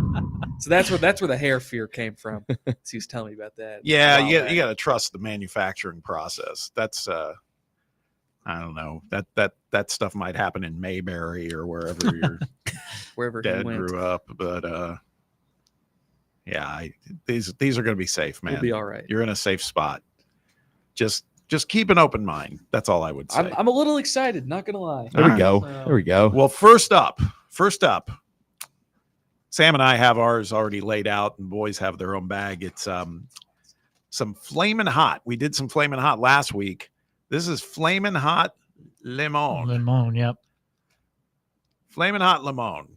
I'm gonna kill my mic because these are gonna be These are gonna be loud. real crunchy. We'll have Yeah. to go one at a time. So I'm going first. I'll talk. I'll do some color commentary. Yes, do it. All right, hold on. Wow. I mean, that's a I crunch. could hear it through Sam's mic. I thought that window was soundproof. That's a hell of a crunch right there. Bob doesn't sound very optimistic about it. I think the Flamin' Hot's great. This is one where I'm not sure the Limon works for me. You're not feeling the Limon. I was kind of that way on the Cheetos last week too. Yeah, so you were. might I think just you be might me. just be out on Limon. Yeah, I'm a discriminatory Limon guy. All right, Sam is now. Sam doesn't just do a small bite. He just. You got to go all in. What are you thinking? I like it. I like the Limon. Oh, that Flamin' Hot went right. I'm sneezing. Oh. He looked at him. He's like, "Oh my god!" Now, so Jake, I think he took big of a bite. Yeah, it's all right. Yeah, you might need to water up. Yeah, for we the might next need a one. little bit of drink of water there, Jake. I think Should I have inhaled brought some of the some milk. seasoning. I love that. That's delicious. You liked it? Oh yeah, the spicy I'm just all in hits on you that. immediately. I Yeah, didn't A little bit of tang too on the Limon. I see. I'm good. I'm down with the spice on it. It's just the Limon I could have done without. It's not horrible, but I was like, not great. that's good. All right. Next up is, I believe, picante flavored. Picante. So I'm going to cleanse my palate with a little water first. Make sure I get the full enjoyment here. You need another minute? I'm all right. Okay. I need a tissue. I need a tissue. Okay. It does kind of jump out at you, like Oh, yeah. No, there's no doubt. That's the Flamin' Hot kicking in. Jake went all in and got punched in the throat. And there, you got to believe there's a lot of bubbly holes in that pig skin. Yep. So maybe there's more Flamin' Hot that's buried in there. All right, here I go with picante. And sometimes these are pork rinds are too big to where you can't exactly. Yeah. No, That's why I just grabbed way too big of a Flamin' Hot. That's why I just went all in with my first one, Bob. I was like, I just gotta. I have a bigger second one. I'll probably have to go for a half bite with this guy. This is the one that honestly I'm expecting to be my least favorite. It's fine. It doesn't taste. That like almost much. tastes original. Yeah, it doesn't. There's not much taste to it. Exactly. Maybe my mouth is still numb from the spiciness. I'm going in. Yeah. Yeah, I'm not getting anything from that. I'm not. What is? I'm not even familiar with What the is picante. yeah, what is Really, what is picante? it supposed to kind of be? Like a salsa flavored. Okay, Like yeah, you I'm ever not- had those sun chips? The Yeah. salsa ones, which I think are great. Yeah, those are delicious. Yeah, I'm I'm out not on getting those. much of that though. Those suck. You didn't like it? Okay. All Not right. enough flavor. I need. Give I me. mean, the- I'd eat a bag of those. You I would? I would. I think I would. The That, picante? I'm passing yeah. on those. So you liked them? Oh, I mean, I liked them. I wasn't. They're There was just not much taste to them. I like an original pork rind, and that had Yeah. not much flavor to it. Jake, I'll tell you, that's probably the closest one you'll have That's to what like an original one tastes like like. original. Okay. It's all right. Just didn't have much flavor to me. So you haven't you haven't felt the compulsion to hurl I yet haven't or thrown anything? up yet. No, I'll think I'll be all right. Okay. No hairs yet. There won't be any hairs. All right. This next one is Golden Flake Sweet Heat Barbecue. And I am a previous taster of these. And so I can already tell you, I don't know. I don't see a lot of seasoning on it, but man, when I've had them before, they are fantastic. the Golden Flake Sweet Heat just chips Oh, yeah. are like Yeah. on my Mount Rushmore of all time chips. Like if I go to a gas station, if I'm on like a road trip or something like that, Golden Flake Sweet Heat barbecue chips. Okay. Not as good as you remember? Well, no, I either got one of these that's kind of hard or these are not fresh. Really? Mine didn't have quite a crunch to it. Yeah. Give it a whirl. What a disappointment if that's the case. Yeah, I just heard yours too. Doesn't right? A little stale. I don't think they're fresh. How could they not be fresh in the bag though, Bob? I don't know. The flavor's fantastic. Flavor's great. Like I'm still gonna finish this. I will too. So, Jake, what do you think of that one? Flavor's the best one yet. It's just not a good rind. Sam's right though. The Sweet Heat barbecue chips, Fantastic. I could eat so many of them. I can just do a bag of those because their bags are not that big to begin with. But I can just wipe out. Did they sell a bag? bigger bag too? I think they just want you to keep coming back for more. No, they don't. It's like a $2. It's a mid-size. It's a Golden Flakes chip. Yeah. Mhm. Okay. And I think I've that had sweet heat same. Lay's It's like or literally that something. same flavor. Doesn't other people make a sweet heat? Yeah, Oh, Their yeah. Lay's makes one. They don't. Yeah. It doesn't compare. Okay. To Golden Flake. Brett. Not Got the it. same. Got to Yeah, get those the Gold- definitely had a staleness to even them, close. but Yeah, and that's it shouldn't a be. shame. It's October, so Yeah, that's a shame because those are those Good flavor. The That taste is there. The flavor. should have been the best. If that had crisp, that would be my number one easily. Yeah. All right, number 4, the last one in the queue. This is we've talked about this tahine flavored. Okay. Now, Jake, you familiar with what tahine is? I've heard all the trends of putting it on watermelon and stuff. Yeah, I've never had it. But It's kind of a saltish seasoning that's a little spicier than that. And I'm a fan. Sam's a fan. Let's give tahine a try. Tahine pork rinds, people.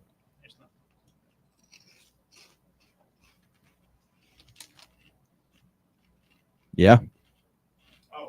Yeah. It's good. It's good. You got to let it go for a second. It's a little Mhm. bit of a salty thing, and it's savory. It's not too spicy. Takes a little while for that to develop, huh? I'm glad I got 2 of those because that's going down. That might be my favorite, given the lack of freshness with the sweet heat. Right? Beautiful. I think it's good. Beautiful. All right. What about you guys in the production booth? Have you tried it yet? Yeah, it was all right. I still like the spicy. That's my favorite. I think Yeah, I like that. I like the spiciness. I like the real kick of it and stuff. And I think that was the most fresh bite I took. I think of all of them too. Yeah. So, but I wasn't a big fan of that one. So, but yeah, I'm number one is. Do you like tahine normally? I haven't had it a lot. I'm not too familiar with it, so I wasn't knowing what I was kind of because it says chile and a little bit of lime, and I didn't feel like that much of that either. Maybe it's because it is on a pork rind. And I've had tahine before where it's spicier than that. Yeah. So if you're really expecting a big kick, it's not that. But I thought Yeah. it was pretty good. I mean, I liked it. I'd say for me, it's probably my favorite of the ones because, again, the sweet heat was a letdown because they weren't fresh. But Jake, where do you net out? It was all right. I wouldn't have that one again personally. I'm not really feeling it. I'm still a little bummed about the barbecue. I think the barbecue would be my number one. I'm bummed about that too, Jake. It was a little more crunchier. Mm-hmm. It had the flavor. I mean, Oh, it was it had the definitely flavor. there, so I can get past the little staleness to it, and the flavor. That was number 2 for me. The sweet barbecue. I think tahine would be 3, and then McCont 4 for me. Yeah, I think I have your exact same ranking there, Brett. See, I go Conte 4. I gotta go sweet heat 3. I'm very disappointed. I had so much ambition based on previous experience. In a vacuum, though, like if you've got the perfect bag with the perfect crisp, I feel like that one would be maybe number 1. Right. Maybe. But I guess that you got to factor it in. You got to. And then I would got to roll the ball out. So number 2, I'd probably still do Flamin' Hot. I just I prefer the tahine over the limon. I don't know how many of the Flamin' Hot I could eat, but the flavor of it, just like on its own, if I was eating 5 to 10 of these, Flamin' Hot would probably be close to number 1, definitely number 2. I am disappointed. If those sweet heat ones weren't stale, I think I'd be all over that as my number 1. I just finished my Flamin' Hot. It's pretty good. That was good. I'm a little bummed there's no like dill pickle one. I feel like that would be really good. So Jake, would you partake again of some of these? If someone had a fresh bag of the barbecue ones, I would seek out and get those. They're good. I'm telling you, previous experience, they're very good. They're very good. You can dust off a bag of those pretty quickly. I'm looking at a spicy dill right now, Jake. They've got it out there on the market if you're interested. Okay. Golden Flake makes a Louisiana hot sauce one. I bet that's pretty good.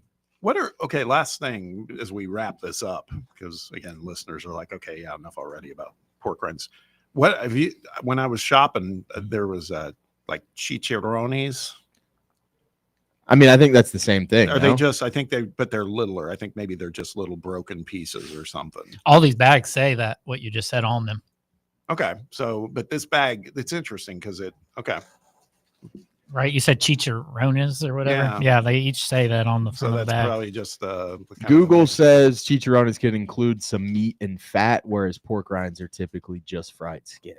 Okay. Yeah, because the chicharrones, the ones that I saw that were labeled that before anything else, they were, the bag at least, they were like smaller. They were like little, like smaller pieces. I don't know how I feel about that.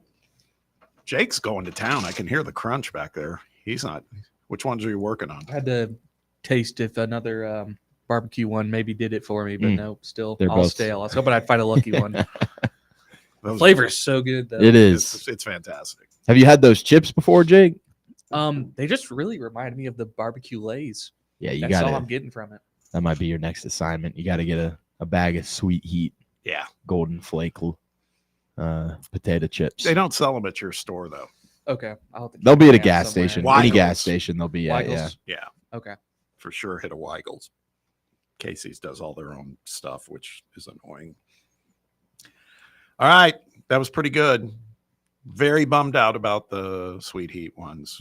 Otherwise, that would have been a nice little rotation we just Yeah, had. it would have. Oh, well. We'll do one more next week before football season ends. Don't know what it'll be. Could be goldfish. Could be combos. A lot of flavored pretzels now, too. There's a lot. Well, we spoke on goldfish too. Yeah. Oreos. Oh, We don't have that many summer days left. yeah, no kidding. That'd be tough to pick 4. They got like 23 varieties. All right. One more segment to wrap up the show today. After this timeout, we will have a little more under review. Stick around. Be right back. It's Fan Run Radio. You're locked onto Fan Run Radio, 105.7 FM, 1340 AM, and online at fanrunradio.com. Ready to launch your career? Axle Logistics is a leading third-party logistics company where excellence is an energy. With an award-winning culture, Axle proves that positive outcomes come from a positive environment and a work hard, play hard mentality. At Axle, the drive for success is infectious. And with an uncapped commission structure, hard work isn't just noticed, it's rewarded. For those with big goals and even bigger dreams, Axle Logistics is the place to start your career. Tonight, we're kicking off our homestand. It's Lance Reinl, your manager with your Knoxville Smokies. Join us tonight and all week for fun promotions and great baseball every night. Go Smokes. Yeehaw! I've been hooting and hollering ever since I started betting with the VIP Play app. VIP Play has more than 200 leagues, every bet type you can imagine, live betting and live hosts, all with 24/7 support from real live people when you need them. Start betting better with the VIP Play app today. Don't be a better, be a better with VIP Play today. Download VIP Play today or head to VIPPlayApp.com. Make sure you use the promo code FANRUN to take advantage of their welcome bonus and so they know that we sent you. Gambling problem? Call 1-800-88-99789. Must be 21 or older and located in Tennessee to bet. Blackford Veterinary Surgery Referral specializes in surgeries not regularly performed by your pet's general veterinarian. They're currently accepting referrals from vets all across the country. With their newly renovated state-of-the-art surgery center and highly trained staff, clients can rely on professional and thorough care. If your vet says that your pet needs surgery or rehab, ask for a referral to Blackford Vet and let them get your best friend back on its feet. Located conveniently in West Knoxville. For more information, visit blackfordvetsurgery.com. White Claw is taking hard seltzer to new heights with White Claw Surge. At 8% alcohol, White Claw Surge is a stronger wave of refreshment that doesn't compromise on taste. Available in 4 bold waves of flavor like ripe blackberry, citrusy blood orange, zesty natural lime, and tart cranberry. Check out your favorite retailer in-store and online for the White Claw Surge Variety 12-pack and 16-ounce single-serve cans. White Claw Surge. Please drink responsibly. Got a problem tree looming over your home? Call ECR Total Landscapes. Whether it's trimming, removal, or storm cleanup, our certified pros get the job done safely and efficiently. We're licensed, insured, and ready 24/7 for emergency calls. Big or small, we cut them all. ECR Total Landscapes. Call now for a free estimate 865-384-2012 and mention promo code FANRUN for free stump grinding on any tree removal now through the end of the year. Also visit us at ecrtotallandscapes.com.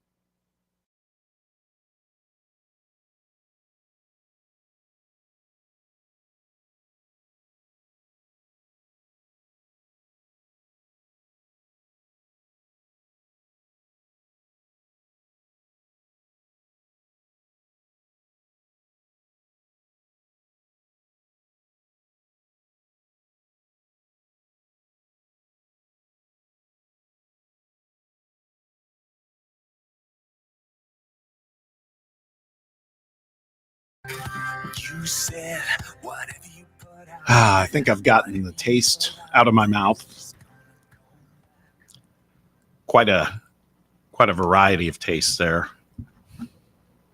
Appreciate Jake being a good sport, though. Attaboy, Jake. 1 to like 100. What would that be? Just in general? Yeah, like expectations maybe continuing, like factored into that. I feel like you had low expectations. My expectations from a glance, were in the it felt middle. like- I'd give it in general like a 75. Not bad. That's pretty good. I think he just regrets that very first bite he took. Yeah, I brought tears to his eyes. No, Yeah. I don't know what happened. I inhaled some of the flame. No, yeah, you get the wrong. Yeah. You get that flaming hot dust going down the wrong pipe, and it doesn't help. It's coming out the nose. It's coming out the eyes. Let me ask you that, Jake. Before they Smelling started making all these variations, like it started with Cheetos, but were you, because my son Alex was all about them, were you a Flamin' Hot fan? Oh, I've gotten into them maybe in the past couple of years. Yeah. Friend let me try some like a while back. I like Flamin' Hot, but yeah, I usually go with the cheddar jalapeno Cheetos. Now, if they made those on pork rinds, that would be pretty cool. Yeah. It used to be growing up for me. It was like just you get the different Doritos, the Cool Ranch and the nacho cheese, and then the Fritos did a chili cheese Frito and stuff like that. And now they've got different kind of Fritos too that you can Twisted get. ones. Yeah, whatever flavor that so is. that's what I remember. Now it's just they're just mixing anything they can with these things when Yeah. you go down chip aisles. No, it's kind of like I've said before, like Taco Bell and Pizza Hut. Yeah. And KFC, they did. Remember KFC a couple of years ago did the sandwich, the double down? Yeah. Which was 2 chicken breasts as the bread Mhm. and fried chicken breasts with like bacon and cheese in between. It was disgusting. Chick-fil-A is now doing a pretzel bun for one of their sandwiches nice. now. Really? Just That came out actually- yesterday. now So that sounds interesting. All like grilled chicken, spicy chicken, you can put on a pretzel bun if you wanted to go that route. Let's go. I like that. Somebody from the 865 on the text box said, you got to go get some hot honey chips. Oh, That those are sounds- fantastic. that sounds Yeah, I've great. had those. Lay's? Is that- I believe they actually are Utz, the brand that my mom texted in the break. Said you guys need to try those chips out. They do They're the like a pretzel almost, right? Aren't they? Am I thinking right? They are pretzel too, but they have Okay. chips as well. Okay. They have the Mike's Hot Honey. Or maybe I'm thinking of Dots. Yeah. Or something like that. Dots. I mean, Dots are pretzels as well. Yeah. Yeah. But Utz has pretzels too. Yeah, Mike's Hot Honey is like crack killing right now. They're like on everything. Jersey Mike's has it for some reason, which I just don't understand why you would want that on your sandwich, but knock yourself out. I'll tell you, I'm down with a pizza with hot honey. Oh on yeah. it. Oh yeah. It's fantastic. Little pepperoni. Yep. Got a quick Heupel quote from today, if you guys want it, saying all the receivers are out there today. Braylon Staley's back. Nice. Everybody- Would you look at that, Brett? I'm back in. I'm back in. And you know Finally, what? somebody from the throw to not. Things are looking up. So you know what? Expect maybe another ticket price hike. There we go. Mhm. We just went to 6% Yeah. for Aguilar's number. Yeah, exactly. It's like dynamic pricing. They're doing it all season long. Yeah, I'm sure we'll be talking about that more and more this week. The remainder of the week, we got a good show tomorrow. We'll be doing another SEC school. We'll be talking about that.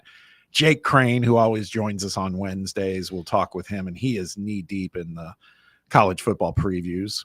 And then in hour 1 tomorrow, Ryan Callahan will join us. Talk a little bit about the state of the recruiting. We obviously got some news we didn't want to hear today, but all's not lost, right? We still are in the mix on some others and just get his take on things, as well as, it's always good to talk with Ryan about what he thinks about the quarterback situation and other things. So we got a loaded show for tomorrow. Hope you can join us then. Sam, good work today. As always, appreciate your help. Brett, thank you. Good work. Jake, you did good, man. Nice job. You're growing up right in front of our eyes. And you, the listener, we appreciate you listening, spending time with us, watching us, however you do it. Keep it locked in on Fan Run Radio. The Chase with Chase Thomas is next at 1 o'clock, followed by The Drive at 3 p.m., and then overtime at 6. Until tomorrow, have a great day.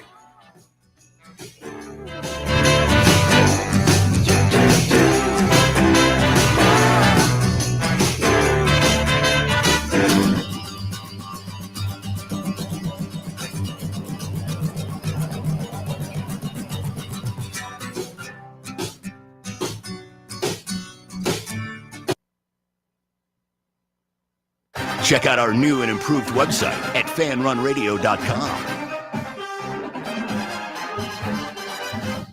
The Drive with Russell Smith, weekday afternoons from 3 to 6. Join us weekday afternoons here on Fan Run Radio. We'll be discussing all the latest Tennessee football, basketball, and baseball news with expert analysis from special guests along with your phone calls. It's The Drive, weekday afternoons from 3 to 6, right here on Fan Run Radio.